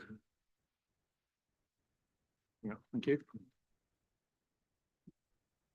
Yes, it's so we can see the front clearly, albeit we can't see the relationship with the neighbour. Councillor Whitaker. Thank you. So a moment, my machine has locked itself up. Hi, good morning. Thank you, Mr. Chairman and committee. I've called this application into committee due to two main concerns I and the parish council have in relation to this application. Firstly, the application is, as we have heard, in the Binham Conservation Area, an area that the parish council in particular work very hard to ensure retains as many of its original characteristics as possible. They take a very active role in reviewing all applications made with the village and are disappointed not to be able to have a representative here today, but many councillors had long-standing family commitments this week.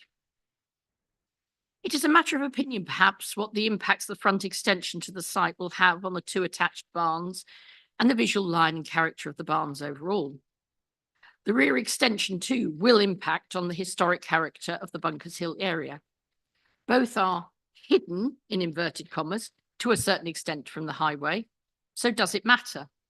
I would argue it does.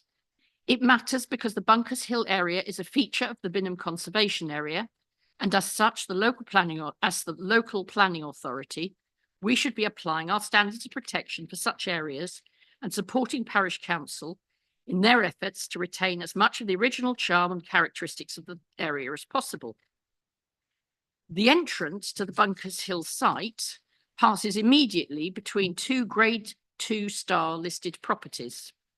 Further, the entrance to the site faces onto the village green, home of a scheduled ancient monument, the Binham Market Cross. My point is that this is in the heart of the conservation, perhaps a little hidden from immediate view, but nonetheless in the heart of the area we are supposed to be helping protect. Officers in their report note that no great concerns are raised if the drawings are accurate. One would hope they are as part of a formal planning process. They also note that the proposed extension to the rear will overly domesticate that part of the building, so we know we are impacting the character of the area. I therefore suggest that to approve this application would be in contravention of our policy EN4, since it does not reinforce local distinctiveness excuse me, and ensure scale and massing relate sympathetically to the surrounding area. It also contravenes policy EN8, stating that the character and appearance of the conservation area should be preserved. Secondly, I am concerned that proper regard has not been given to our policy EN4. If members have viewed all the associated documents related to this application, they will have seen the number of light studies that had to be undertaken. Were this application to be built out, I believe it would be in direct contravention of policy EN4 in that proposals should not have a significantly detrimental effect on the residential amenity of nearby occupiers. The report from officers is clear, stating there would undeniably be an impact on the neighbouring dwelling. So I looked to see if we could understand which of the rooms would be impacted. It's the most significant habitable room in the property, so a lounge or primary living area, that there will have some overshadowing or of in 3 months or a quarter of the year. But not to worry, it's only in the mornings. Have you ever lived in a property with overshadowing? It's oppressive and negatively impacts on the quality of the life of the inhabitants. Committee, I ask you to reject this application, please, on the grounds that it's direct convention of our policies EN8 and EN4. Thank you. Thank you. Do you have anything to add, officers? In relation to this, that's been said. Okay. Councillor Patterson. Thank you, Chairman. I disagree with the officer's recommendation, and listening to Sarah and looking at the shading that's on the portal, I don't think the balance is right. That extension that's going to shade out in the mornings just doesn't seem acceptable.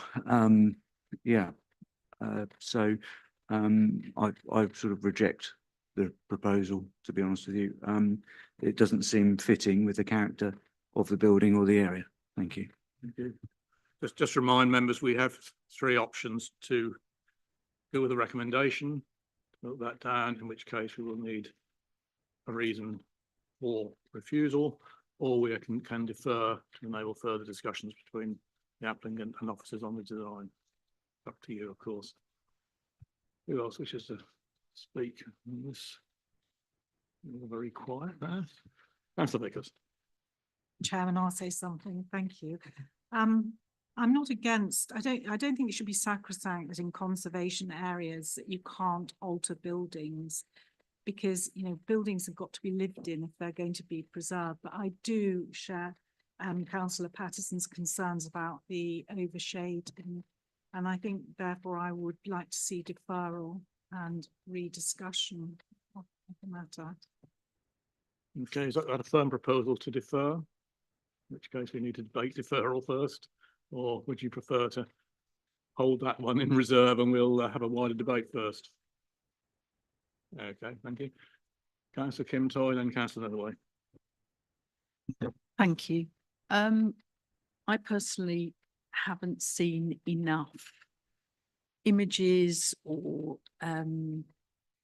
pictures that really shows me that link between one property and the other for me to make a decision. I'm sorry, but I can't. I've gone on Google Maps, I've looked at the plans, and I'm on the fence of on the side of no at the moment, because I'm not convinced that it will be beneficial to the neighbour. So I would like to see more images or pictures and to see how it does affect the other For the benefit of officers, are you specifically referring to the front extension or the rear? I think that might be important if we defer. The bit that blocks the light. Yeah, front into the neighbour's okay, thank you. main living area. Okay, that's another way. Councillor Toy just echoed exactly what I was going to say. I do not feel that the shadowing of the other property at the front is something that I would be happy with. So I would err on the side of allowing the parties to have another conversation. Okay. Mr. John Toy. I think, yeah, there's clearly 2 people that are going to be next door to one another, and I think a deferral for them to try and resolve that issue would be a good solution in the longer term. So again, with Councillor Vickers, whoever, I'm happy to propose second, whichever we need.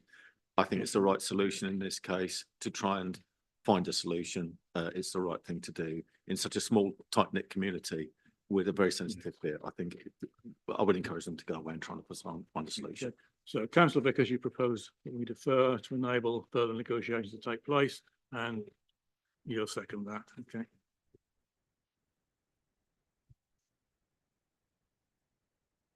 Right. Before we go to the vote, could I, Mr. Yolanda, come in? Yeah, just a couple of issues. Obviously, in the report, we have we've obviously acknowledged that the front extension in particular will have an impact on the neighbour. Obviously, we recognise that. We're not trying to say it's not going to have an impact. We recognise that. There is obviously an existing wall that's already causing some shadowing. So we weighed that into the balance when making our assessment. And it is an unbalanced view from your officers. Obviously, you're entitled to have a different opinion to that. But obviously the applicant is entitled to have their decision determined, as they could turn around and say, no, we're not going to negotiate. We want to have this decision determined. So they could have that right to go to appeal if they wanted to, because that is the option. Also, the applicant's architect is in the room. Maybe worth asking the question whether that's something that's possible, because we don't want to waste committee time if actually the chance of negotiation is zero. Of course, were we to refuse, it would go to appeal anyway, no doubt. So.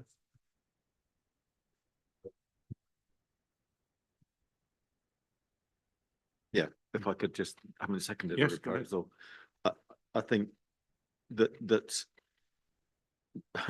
if we've got to make a decision, then we're likely to be into that appeal, from what I'm hearing, into that appeal position anyhow. So I think by offering the deferral, we are giving that opportunity to get to an acceptable decision, rather than people having to go to further stages and still ending in that conflict. And that's why I support the deferral, to create that opportunity. Thank you. Thank you. Could I ask the architect whether he would be happy to have further negotiations?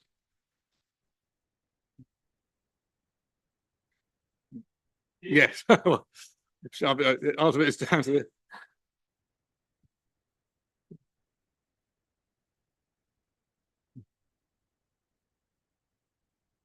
Okay.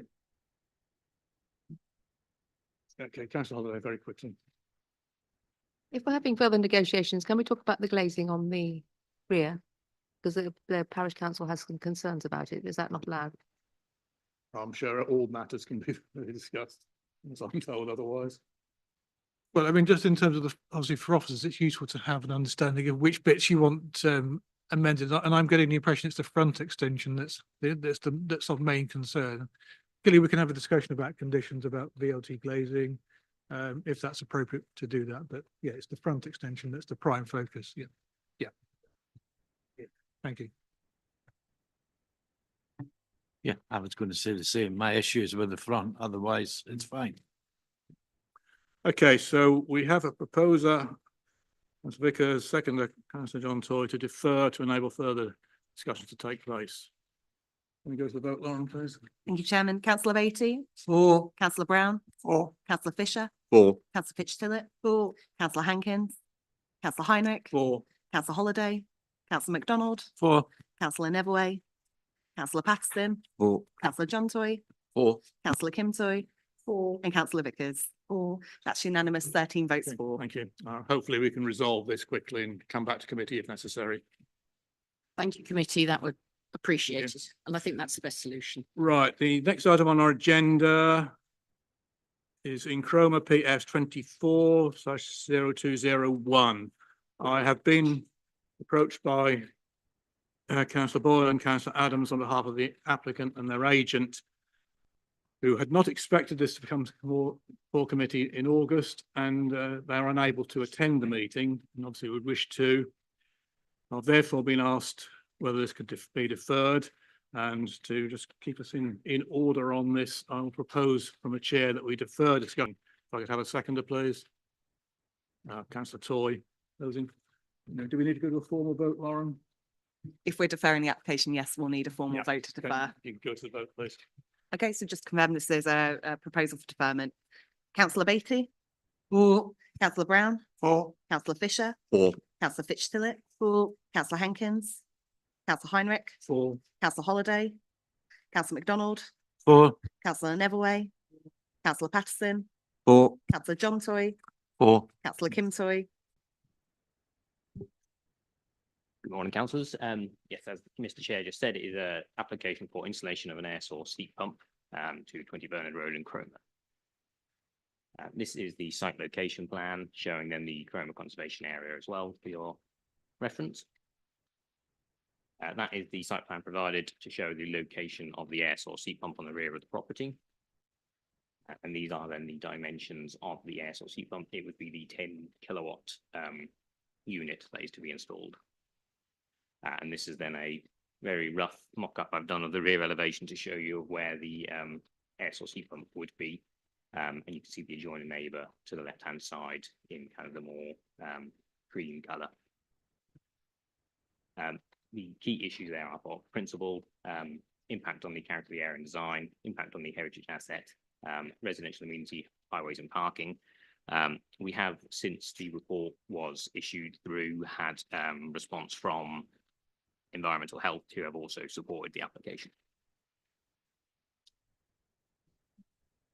Recommendation is for approval, with subject to the conditions listed on the screen. Thank you. Any discussion? Councillor Hankin. Thank you, Mr. Chairman. This will be a frequent occurrence. I'm wondering why it's been brought to the committee, why it's even up for discussion on planning. I mean, I'm at a loss. Yes, it surprised me, other than the fact that it's application So- by Councillor Boyle. So that is the answer. Okay, so Sorry, what- our constitution, broadly speaking, says any applications by a councillor or by a certain type of officer. So if I made an application, it would come to committee. That is more or less word for word what every council has for transparency, probity, all those kinds of reasons. So to answer the question in a different way, would I normally expect applications of this nature to come to committee? The answer would be definitely not. Bluntly, if Councillor Boyle had applied for, to misquote myself previously, 1,000 houses on her back garden, clearly that's not the case, then that would come to committee. If she applied for anything that requires planning permission, that would come to committee. Personally, I won't be advocating within any constitutional change that is altered at all. You don't get many from councillors. It doesn't take you long in the greater scheme of things. And from a public perspective, it is open, transparent, etc., and doesn't look like deals might have been done behind closed doors because it's all in front of you. So it is only here because it's an application by a councillor, because our constitution requires it. Personally, I think the constitution is right in this case. Yeah, I do want to raise at the pre-meeting of why it is that when air source and ground source heat pumps are being encouraged, they require planning permission. Yes, I think that's one we might need to have a look at some point. It does seem rather curious. Yeah. Thank you, Mr. Chairman. Councillor Toy. I'll propose the recommendation. Thank you. Councillor Fisher. I will second on behalf of Councillor Mancini Boyle, who's not here. Okay, so we have a proposer and a seconder. Does anybody else wish to speak? No. Can we go to the vote then, please? Thank you, Chairman. Councillor Beatty, For. Councillor Brown, Or Councillor Fisher, For. Councillor Fitch-Tillett, for Councillor Hankin, Councillor Heinrich, For. Councillor Holiday, Councillor MacDonald, For. Councillor Everway, Councillor Patterson, For. Councillor John Toy, For. Councillor Kim Toy, and Councillor Vickers. Or That's unanimous, 13 votes for. Thank you. Somebody will give Jill the good news. Okay, let's move on speedily. It's 20 to 12. Item 12, performance update. Okay, yeah, just a quick update. The usual performance stats that we return to government on page 111 of your agenda. So we're doing pretty well. We're still 100% for majors in 24 months.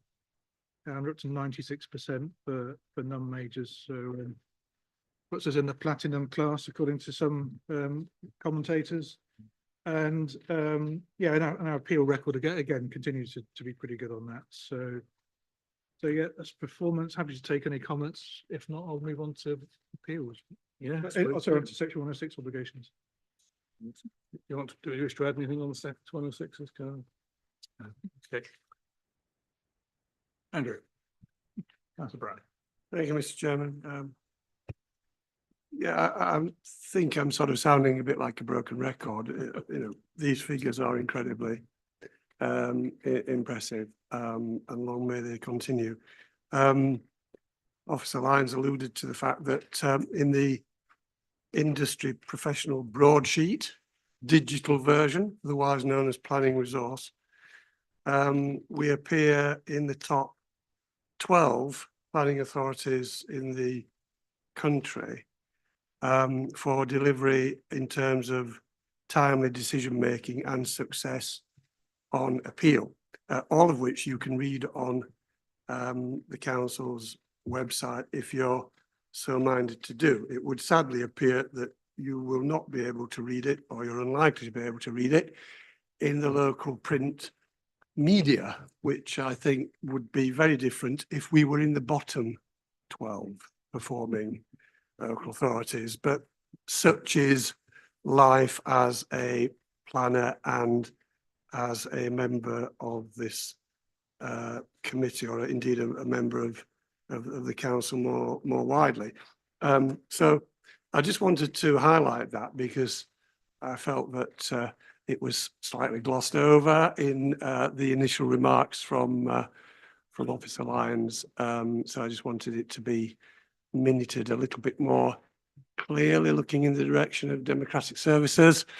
And again, well done to the team. It's really brilliant reading. Yeah, I think we would all concur with that. Councillor Todd. Thank you, Mr. Chairman. I just wanted to reinforce that because people would say, well, why the top 12? Because there are only 12.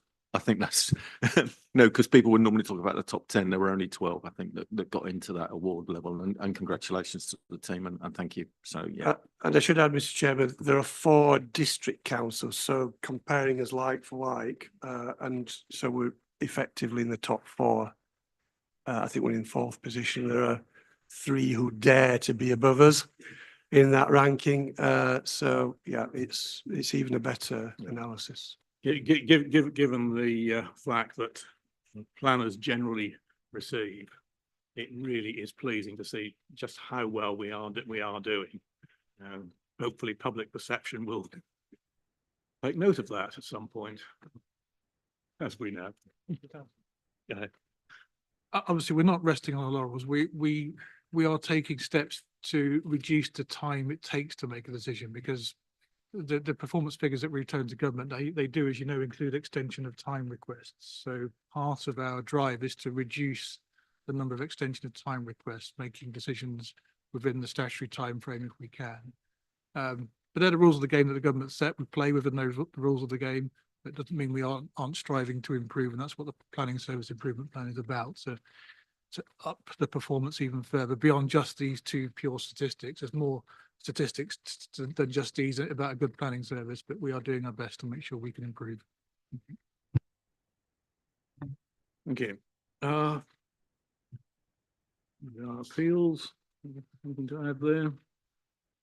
We had 1 decision in Hindringham, which up the trend.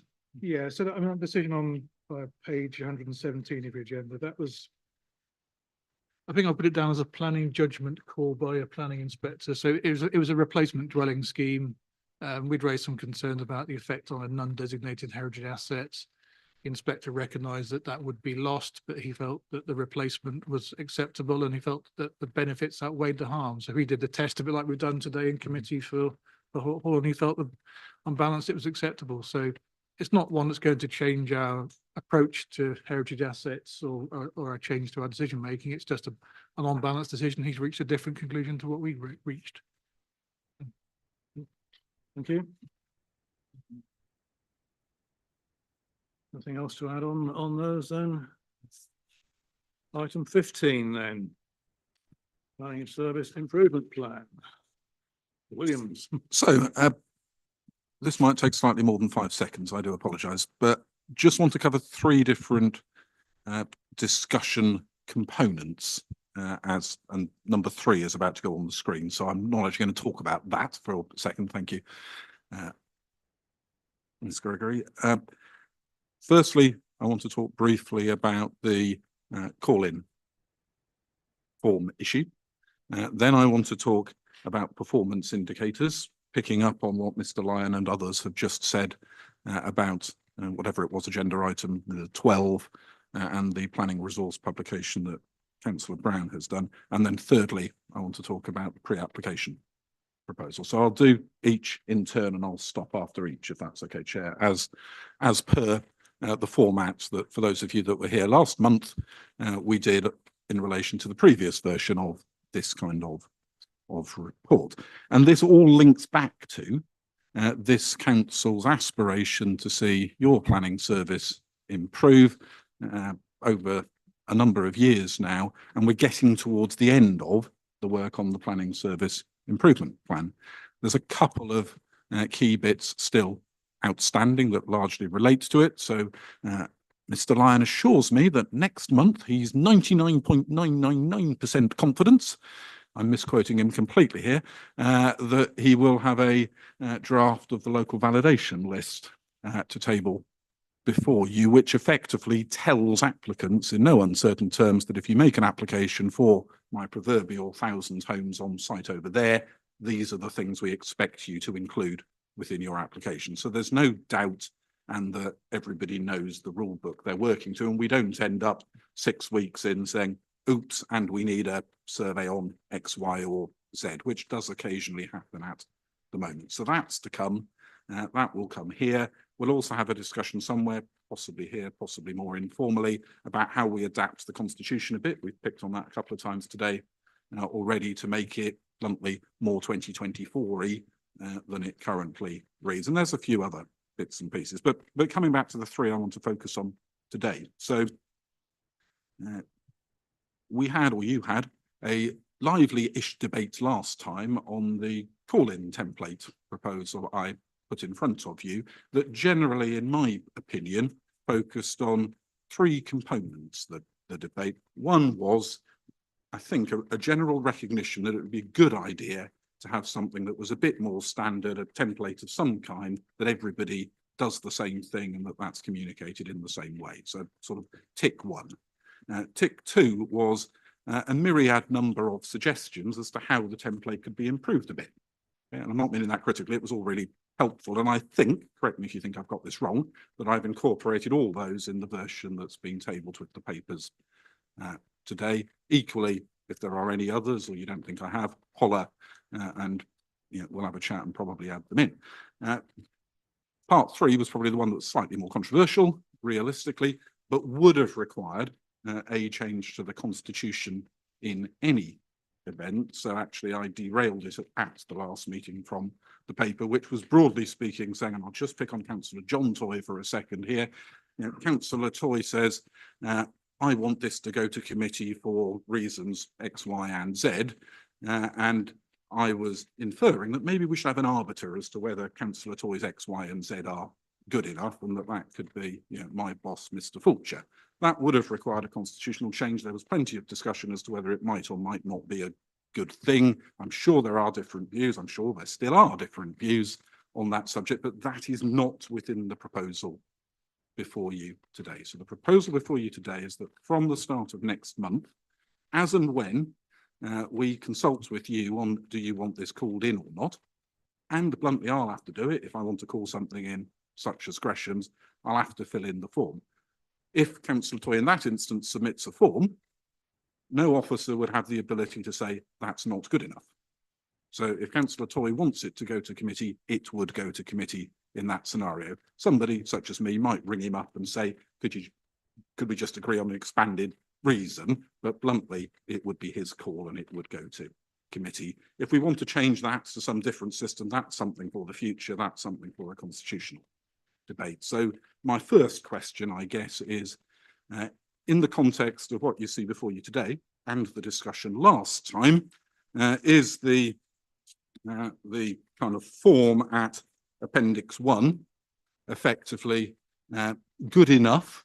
I'm sure it could be X% better, because these things always could be, to be the working system from the start of September. It might, when you get it, look fractionally different, because Mr. Lyon is leading a bit of work as to how can we sort of pre-populate some of it and all that kind of thing. But bluntly, it will be that. So if I can stop there, Chair. Okay, thank you. Any comments on the call in form and those procedure. Yes, councillor Hankins. Thank you, Mr. Chairman. So I take it that the purpose of the form is to streamline the information, also to refine. There'll be a discussion in refining the reason for it being called in, not necessarily to provide an arbiter as to whether it's acceptable to go forward to the committee or not. Streamline, yes. Ensure it's done more consistently and more transparently, yes. Will there be an arbiter? No. Okay. That is left to future debate if we ever get to a future debate, but you will be the arbiters as individual councillors from time to time. And I'm not expecting it to be often. You know, somebody might give the relevant councillor a ring and say, yeah, I'd be very flippant here, so I won't even use a councillor as an example. You know, your justification that, you know, I'm sure none of you would write this, that you've never heard of the applicant, they're new to the area, therefore you'd like it called in. Yeah, I'd probably say to you, but that's not really appropriate. Could you explain why you don't like it, and we write that out a bit more clearly? But bluntly, you want it called in, it would be called in. Thank you, Mr. That satisfies my concern in terms of the democracy issue. Thank you very much. Councillor Kim Toy, councillor Brown. I'm going to ask a very simple question. Where will this form be available, or will that be as soon as because I wouldn't know where it is. So there will be two things, okay? One or three. One, we will probably store it somewhere where you will have access to it, but you'll probably, I mean, in this disrespectful about you, there's half a chance you'll forget at the relevant time it's there. Secondly, at the moment, you get a weekly email sent out to you with this is the list of planning applications. I intend to attach a blank version of this to that, so bluntly you've got it at the relevant time. And thirdly, as and when, no case officers here, but as and when, for sake of argument, Mr. Lyons got an application that he sends to you at the end of the process, giving you the opportunity to call in application X at site Y, I would expect him to then include the form with his email to you, notifying you of your chance to call it in, and probably that version of the form, as much as we can do, will be pre-populated with some of the details. Will there be a specific email address to send all forms so they go to one location and are then distributed to the correct officer internally? Yes, and that's within the guidance notes at the back of the form, because as I think I said last time, you know, one of my concerns with the current system is Councillor MacDonald sends something to my personal email address. You know, there is a 0.01% chance that I might miss it, and I'm the only one that sees my emails. It's less than 0.1, I promise, in that, guys.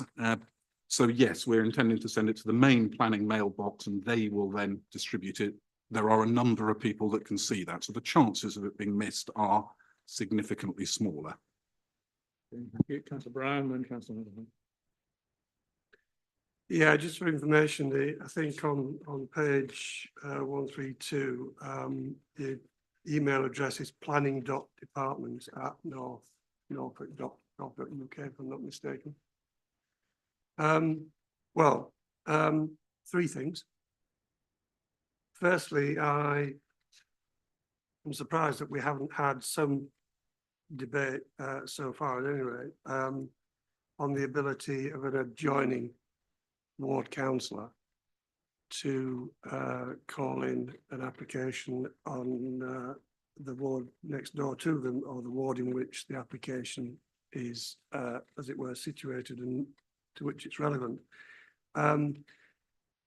I do hope that we will be able to exercise sensible discretion and judgment, and that in itself as an additional, as it were, facility proposed by this template form is not going to cause problems between members. I'm sure, you know, we at the moment have a number of wards with 2 members with different persuasions politically, and it seems to work fine, but I just mentioned it in passing. The other thing I wanted to mention was that maybe we should consider, just to see if this operates as it should do and it all goes well, whether we come back and review it, say in 12 months' time or September 25, and that we resolve to do that here today. In other words, this isn't going to be open-ended, and it isn't necessary to go in the Constitution, so that's helpful in that respect. But I think we ought to have an acknowledgement that as a group of councillors, as members, not just on this committee, that we do have an ability to review it. And whether, for example, it may be better to have a veto process. I personally doubt whether that is necessary, but it may be to make it work better. And I think it's right that we do dispense with the veto for the time being, because personalities change. I don't think the veto system under our present departmental personnel and the way we operate would be problematic, but if it's put, if it's put in stone, it could be misused in future by other members of the council or by officers, who knows. So what I'm saying is I'd like to give this a go for 12 months. And if we like it, then we think it's fantastic, because it cuts down the incidents where members have said, I've told the officer I want it calling in. They've gone ahead and decided it under delegation, and I didn't know about it. The only other thing as well that I would mention, since the Assistant Director of Planning has mentioned it, that the applications received go out to all members on a monthly basis. I would like to see decisions taken go out to all members on a monthly basis, rather than the emails that we get individually to us if a decision is taken in our ward, which I think is currently the situation. I, as portfolio holder, do get the big picture, but I would like to see that as well. Perhaps that's for a different part of the PSIP, rather than this particular agenda item. So can I go first and then ask Mr. Lyon to comment on the last component, because he'll be more au fait with how easy that is to do, although I believe you have the ability to search on that basis within our website as a member of the public, as well as a councillor. And your comments more about this than that additional point. Certainly the 12-month review suggestion seems eminently sensible, and I've got no problem with committing to that in whatever guise via a minute of it, that by this time in 2025, if I remember years correctly, we will produce some paper, and you can have a merry discussion and change it as you see fit, or leave it as it is.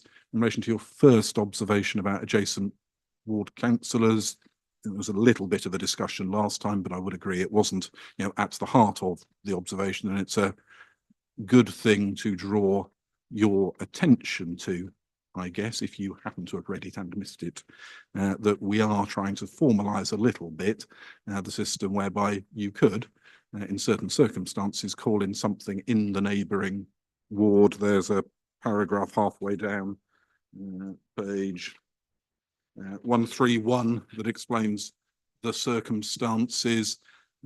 Bluntly, there might be something that's really vast in your neighbour's patch that has a huge impact on your patch. Your neighbour might be not around for a period, might have asked you to cover for them. So to me, it's actually, in a way, less about you, I guess. It's more about the community's ability to ensure somebody can represent them, to have a chance to get something called into committee. So I think it's a sensible step to do. I agree with Councillor Brown. It is a significant nuance from the current position. But personally, I think it will help clarify and provide more opportunity for the public and parish councils, in a sense, than for than for you. Doesn't mean you don't have an opportunity, but I think, it provides that belt and basis approach. But Mr. Lyon might wish to comment on the decisions list. I mean, having been here for a number of years, I've probably seen quite a number of different sort of committee agendas. And I think from memory, we did used to publish the list of decisions made within that month, within that committee agenda. Now, obviously, if we print out all those agendas with all the decisions, we're obviously going to be making lots of decisions on a monthly basis. That could lead to lots of trees being felled to print your reports. So it's a question of whether it needs to go in the committee agenda or whether it's some kind of separate email that sort of as a PDF document that lists out those cases that are decided per month. It's not to say it's impossible to do. We've got computer systems that can be interrogated, so I don't think it's beyond us to do it. It's just another thing for somebody else to do. But I think we just need to be clear which decisions you're looking to receive, because we make many different types of decisions, some of which you probably aren't interested in terms of consultations or pre-app responses. But in terms of the actual planning cases, the ones that affect our returns to government, I presume those are the sort of things that you would want to be seeing before you. Happy to be advised in terms of what cases you want on the list, really. Donald Hankins. Thank you, Mr. Chairman. I understand from Councillor Brown that the independent planning officer has come back with some recommendations which broadly, as I understand it, address the position of housing targets. And my understanding is that he's roughly come back and said you need to double it to some 800 odd housing. Now, in light of that, how will that manifest itself in terms of going forward? If I can understand how that's going to happen, I'd appreciate that. I think she's straying off the area. So, if you'd like to comment. I'm very happy to debate that, and I'm very happy to answer the question. I was just going to ask the chair whether you want me to, because it's not directly or even that indirectly, if you want my honest opinion, relevant. So if we park the paper for a second, and then I'll endeavour to comment briefly on the question, which is personal view, councillor, largely unrelated to the paper before you. So the current position in relation to the council's housing target is a bit of a movable feast at the moment. So you all probably know you've got a fairly geriatric local plan from about 2008, which we rely on. To misquote Councillor Butikofer from earlier, she was referring to policy EN4 and policy EN8, and Mr. Lyon and his team have referred to various other policies throughout the day. We're replacing that, as you know. Last month, I think it was now, we received a letter from our planning inspector who is looking at the draft plan, the more recent one to the one Councillor MacDonald is being my glamorous assistant here for a second, displaying over in the corner there. And our draft plan is being examined at the moment. The draft plan, and I'm now slightly trying to remember the figures, suggests we want a housing target for North Norfolk of 480 per year, so just shy of 10,000 over a 20-year period. And that was set against a national position at the relevant moment that said North Norfolk's target, because at that point in time there were national targets, should be, I can't remember the exact number, but it was circa 550 a year, unless there are exceptional local circumstances which justify some lower number. And this council thought there were a number of exceptional local circumstances which justified a bit of a reduction in the number. Realistically, our inspector has taken a different view and has said,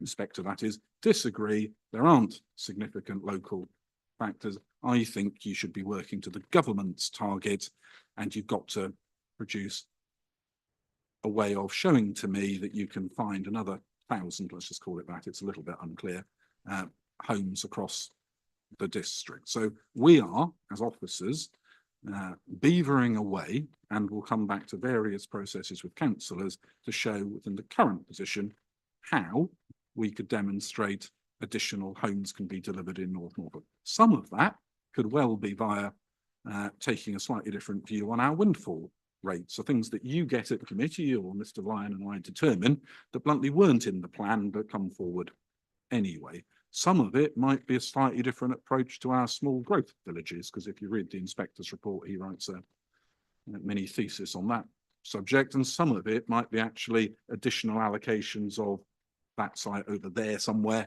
for 200 homes, and we're going to have to go back out to the public at that point. So that was looking all sort of relatively nice and straightforward-ish, a bit complicated, but straightforward-ish. Change of government in July. Labour Party within their manifesto had inferred this as well, so it wasn't a great state secret in that regard. They're going to go back to national targets because Michael Gove, during his phase as Secretary of State, had watered down the national targets a bit over the last year or two. So Labour government are going to go back to national targets, going to endeavour to deliver on their manifesto commitment, which, if I remember correctly, was 1.5 million homes over 5 years, so 300,000 a year, and have come up with a new way of calculating what the targets should be. And somewhere buried on the government website is a spreadsheet, which Councillor Brown might be looking at this very moment, for all I know, in that guise, which has a target for North Norfolk, which is 950, I think it is, a year, or sorry, 973. No, somebody would correct me. And that is a 70% increase on the 550 and is basically double the 480 that our current draft plan works to. So what we've got coming around the corner, and you've got coming around the corner, is trying to get the existing local plan adopted, probably to the 550 original government target. And that is darn sight easier to say than it is to do. And the Built Heritage and Planning Policy Working Party will be involved, Cabinet will be involved. And at the end of the day, the decision to adopt a new local plan is a full council function by law. That's not a North Norfolk thing, that's a national thing. So hopefully, sometime spring 2025, we will have a new local plan that works to 550.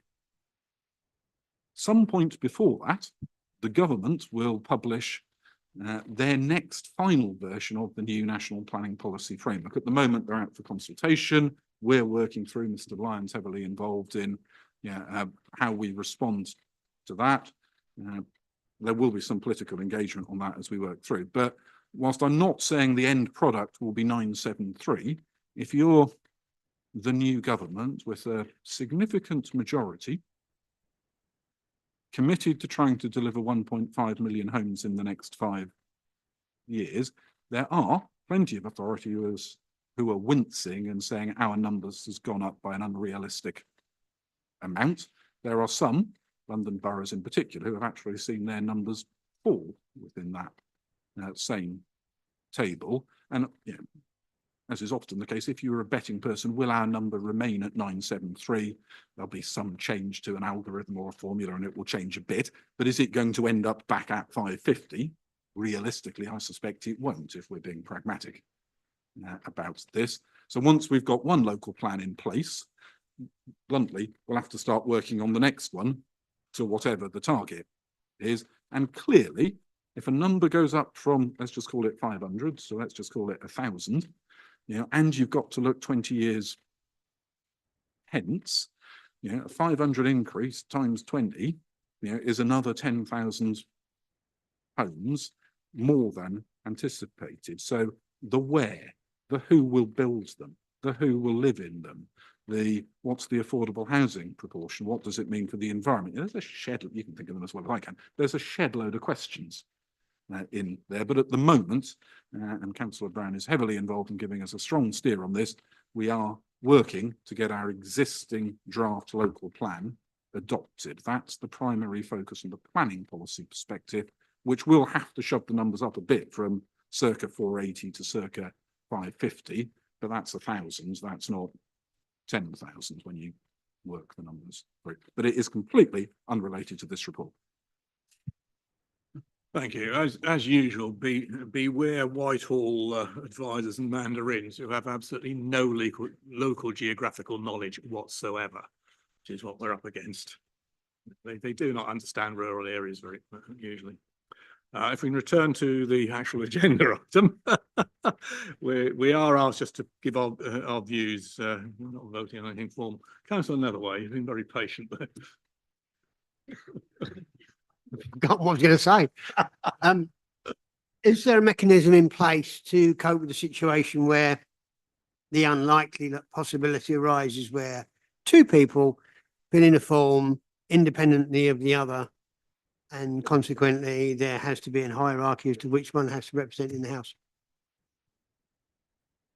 So from my take, there is always a scenario such as that. And what I don't want to do is write a rule book that might answer every scenario. But broadly speaking, this is written in a manner where any councillor who has the right to call something in, if they want to call it in, so for sake of argument, two-person wards such as Holt, you know, if one of the two wants it called in and the other doesn't, then it would be called in.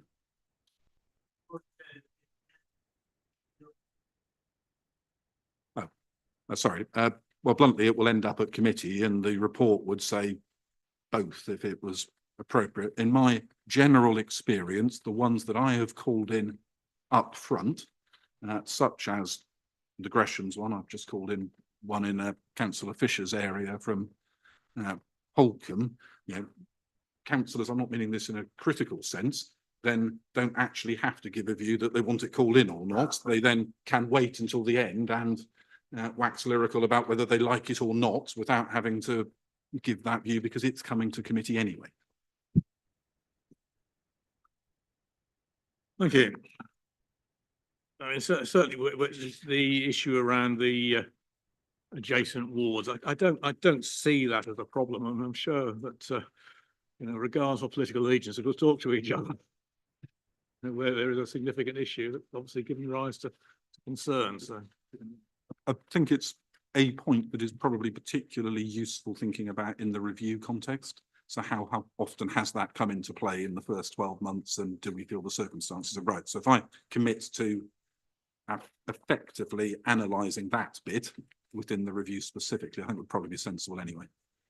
Yeah, the only other issue I think to clarify that certainly from discussions had in the last week, the idea of an officer having a veto on a call in would not be acceptable. I think that needs to be made clear. I think that's been covered here. I think we've said that. We realise that's a discussion point still to be had. But I'd like to thank officers for bringing this back, actually having listened to all the things we put in last time and encapsulating it in there and producing a form that is a good starting point that we can review. And so, yeah, everything that's been said, I think we can move on from my point of view. I certainly think it's a 12-month trial and it's giving us clearly refining the position that we currently have and sharpening it up. If I may at this point, just to clarify, is there a formal recommendation to accept the call-in form with Councillor Brown's suggestion that is it formalised to have that 12-month review, or is it a suggestion? We're only required to give our views. So from my take, it doesn't require a formal resolution of anywhere because it's just making more transparent what we already do. We're not actually changing your ability to call things in that, guys. So it doesn't require a formal decision. An appropriate minute would be helpful. Okay. Are we done on that aspect? Do you want to pick up the other 2 points? Yeah, I'll try and be briefer on number 2, but probably will fail in that, guys. So, yeah, no, I will be very brief. So broadly, the Planning Service Improvement Plan back in the day said we should try and come up with a more rounded set of performance indicators by which you measure the service. As has been discussed at some length, so I won't repeat it today, we do exceptionally well by 2, which are speed of decision making and appeal success. And broadly, Mr. Lyon reports on those 2 every month, generally. And the government are a bit obsessed about them, hence the planning resource bit, but realistically, they're not the be all and end all of a planning department. We've done a lot of work with officers here, and so actually what would matter. So some of that relates to people's opinion, customer service, staff opinion. Some of that relates to things that aren't actually about development management. I know, I'm being very flippant here deliberately. Jeff likes to think the only bit that matters is his bit, but even Jeff would possibly recognise, I won't look at him now, that how the policy team does or what the enforcement team are up to or whatever are also important. And for me, if we want to aspire to have a exceptional planning service in the round, we need to be measuring more than just two indicators. So what you've got here is endeavoured to be a long, I'm not disputing that, worked up list of things that we believe as officers would matter, having regard to the sorts of things we also get from agents. And no disrespect to you, how many things do councillors get? How are councillors trained? How often do they overturn recommendations, which crudely aren't particularly issues here, I would say. I think actually when you see some data, you'll be very reassured. But in other places, they are big issues where Mr. Lyon's equivalent finds that half the things he tables for committee are overturned, and it's the guessing game of officers is the day before is which ones we're going to lose on this time kind of thing. So we put forward this. Now, the challenge here, and very happy to have views either now or separately, so this will evolve over the next few weeks and months, is we'll end up with a longer list. And how do we display that in a manner that doesn't end up with you having a 75-page report of graphs and that sort of thing? And also, what's a decent target? So this is a journey in progress from my perspective. I'm hoping we can come up with a relatively simple infographic, to use a modern-ish word, that condenses something down to no more than 4 sides a quarter, that provides a good snapshot of performance across the board. The ones I just want to draw attention to a couple of the ones we are suggesting here. So there are a number that relates to us asking people, what do they think of North Norfolk District Council's planning service? And to misquote Councillor Brown earlier, generally speaking, people tend to be fairly gloomy about planning services unless you work in it, where you tend to be probably more positive in that, guys. So that will be interesting. Equally, I'm not personally convinced the current way of measuring the performance of Jeff's team necessarily gives a rounded perspective, because a lot can be hidden behind extensions of time. So what's the average time it takes to get to a decision? So if it was, for sake of argument, 40 days, you might be more interested in that than knowing actually he's at 100% on time, but 99% of those had extensions of time, and the average time was 120 days. And so observation that Councillor Holliday made to me at some point, there's something about the 90th centile or some centile perspective. So if you line them all up, so some take 1 day, some take 1,000,000 days, what's the one that's kind of 90% of the way through? That's actually in many statistical ways a good proxy for saying the quality, because you will always have a few that are at the end and you can discount those. So to try and curtail discussion in a way, we're looking to introduce a broader suite. Either have a discussion now, or if you've got any that you actually think you've missed something, just drop me an email. This isn't meant to necessarily be the very final. I think the challenge will be at a quarterly bit on the ones that have got Q in them.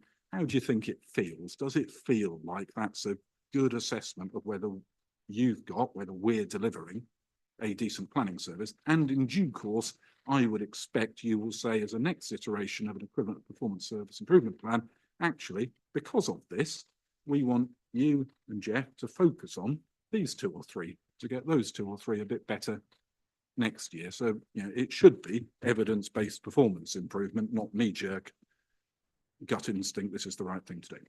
End of rant. Thank you. Well, unless you want a wider discussion on performance indicators, I think the most useful way of dealing with it is you look through the great long list, in front of us, run a highlighter through the ones you think you regard as priorities and feed that back to Williams and Mr. Lyons, and we'll take it from there. Yeah, as Russell said, I mean, data is king these days in terms of performance. So we do collect a lot of different data points. Also, the challenge for us in terms of this list is using those data points to get the information that we need to present, and that's often the hard bit. It's often easy to write the list. It's a lot harder to work out how do you transform that data into something that makes sense and is useful. So I've been grappling with something for already for household performance and just looking at so performance over the last few years. It's quite interesting actually just doing that to see where on the timeline decisions are being made. And I think that it will have quite a lot of benefit for you as committee members and members generally to see where decisions are being made. So you can manage expectations of people in your wards about if they submit a planning application today, how long do you think it would normally take to make a decision? And that helps us to manage those expectations and reduce those complaints of, oh, you've taken too long. Well, actually, this is about par for the course for this type of application. So yeah, data, there's a lot of data to crunch, and there's a few of us behind the scenes sort of nervous about the amount of data that we're going to have to go crunching on a monthly or quarterly basis. But I think the way in which it's presented is going to be the most important aspect. Ultimately, if we can't understand the data presented to us, we're going to be struggling. And unfortunately, we've got a very good statistician on the staff who can no doubt advise on the current ways of presenting things in a manner that us mere mortals can understand. Councillor Brown, very quickly, please. So I'll be very, very brief because we've been here for some time. Yeah, well, I think there's two stages to this. Initially, I get the comment that we need to look at what's included in this draft list and come up with something if we feel it's appropriate to perhaps make the argument for including. So will that come back to this? Are we putting a limit on that? Is that going to come back, an agenda item in September? And also part two, the second point that I would make is that, like the template calling in form, we need to be looking at this in 12 months' time in September 25. So there's sort of two time limits that I'm asking for guidance on, if I may. So I think there are three answers to your two time limits. So one, to set you a target. If you've got any thoughts on this list, I will send you an email, all of you, by the end of the week that gives you an end date, but it will probably be in about 3 or 4 weeks' time of that ilk. Okay, so that will be target one. Secondly, we will endeavour to produce and think how we're going to show it. The stuff that's got Q, i.e. quarterly reporting for the end of Q2, which is September, and bring it here, therefore, November committee, probably. And I think that will then enable you to have a debate as to is this good? Because you start to get that feel once you see the data. And thirdly, I do intend that you will end up getting an annual report of performance, which realistically, if annual is end of March, is probably going to be July committee. I just make it up slightly for sake of argument, where I suspect each July, however you do this, some councillor will say, and I'm not meaning this critically, why aren't we measuring X and Y as well? And because you will, I'm not meaning that at all critically, and probably you'll be right most of the time. So I think we can nudge it, but a lot of this is about data over time. So what you don't want to do is change every indicator every year, because you lose that. I'm not saying you're advocating that. So yes, 3, 1, any instinctive comments nowish. 2, let's have a chat at the first time we come up with some quarterly showings of this. And 3, let's have another chat around an annual report, please. None of this will impinge on the data that such as planning resource use. No, well, there's 2 bits to that. So I don't know, Mr. Lyon might, where the new government has got to on this subject, but the old government had started a recognition that the array of data they were collecting, i.e. on those 2 things, was a bit too limited, and they want a broader list of stuff. I don't think I've seen anything from the new Labour ministers as to how they're, or whether they're looking to take that forward or ditch it. But the list you've got here generally picks up on the previous government stuff, so we wouldn't have been trying to retrofit that as well.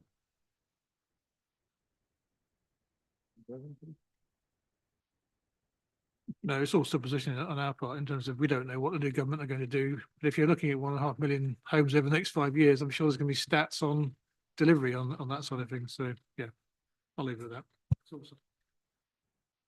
Yeah, statistics are a wonderful thing. You can collect them ad nauseum, but do they actually improve your performance ultimately?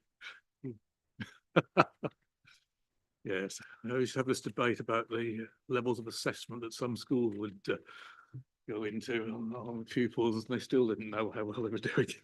Number of pencil sharpened achieved.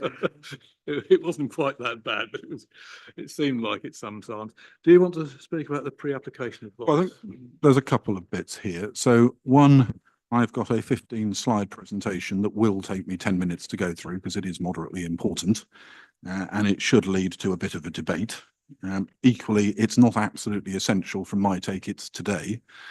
So if you felt it would be better to shift it 4 weeks because bluntly it's now 12:30 or whatever the time is, I'm not going to disagree, but equally I'd rather not do the presentation and then find it's shifted 4 weeks. Yeah, it doesn't need to be an informal session, so I could set something up for a fortnight and those that wish to attend could attend. Yeah. Okay. There's a lot of positive body language to that, so let's try that and then I can report back at the next meeting rather than start at the next meeting. Good idea. Tim Toy. Would it be, or is there any possibility of that happening on Thursday or Friday? If not, there's no way I can, and this is something that I really want to. Yeah, so let me just say something to be shot down in flames, bearing in mind your committee councillors and therefore you have some awareness that you might be around on a Thursday and there's probably a reserve date in a fortnight's time. If I did it for lunchtime slot in a fortnight, I can't even think what that date is off the top of my head. That will be my starting point unless somebody tells me it's a ridiculous idea. Okay.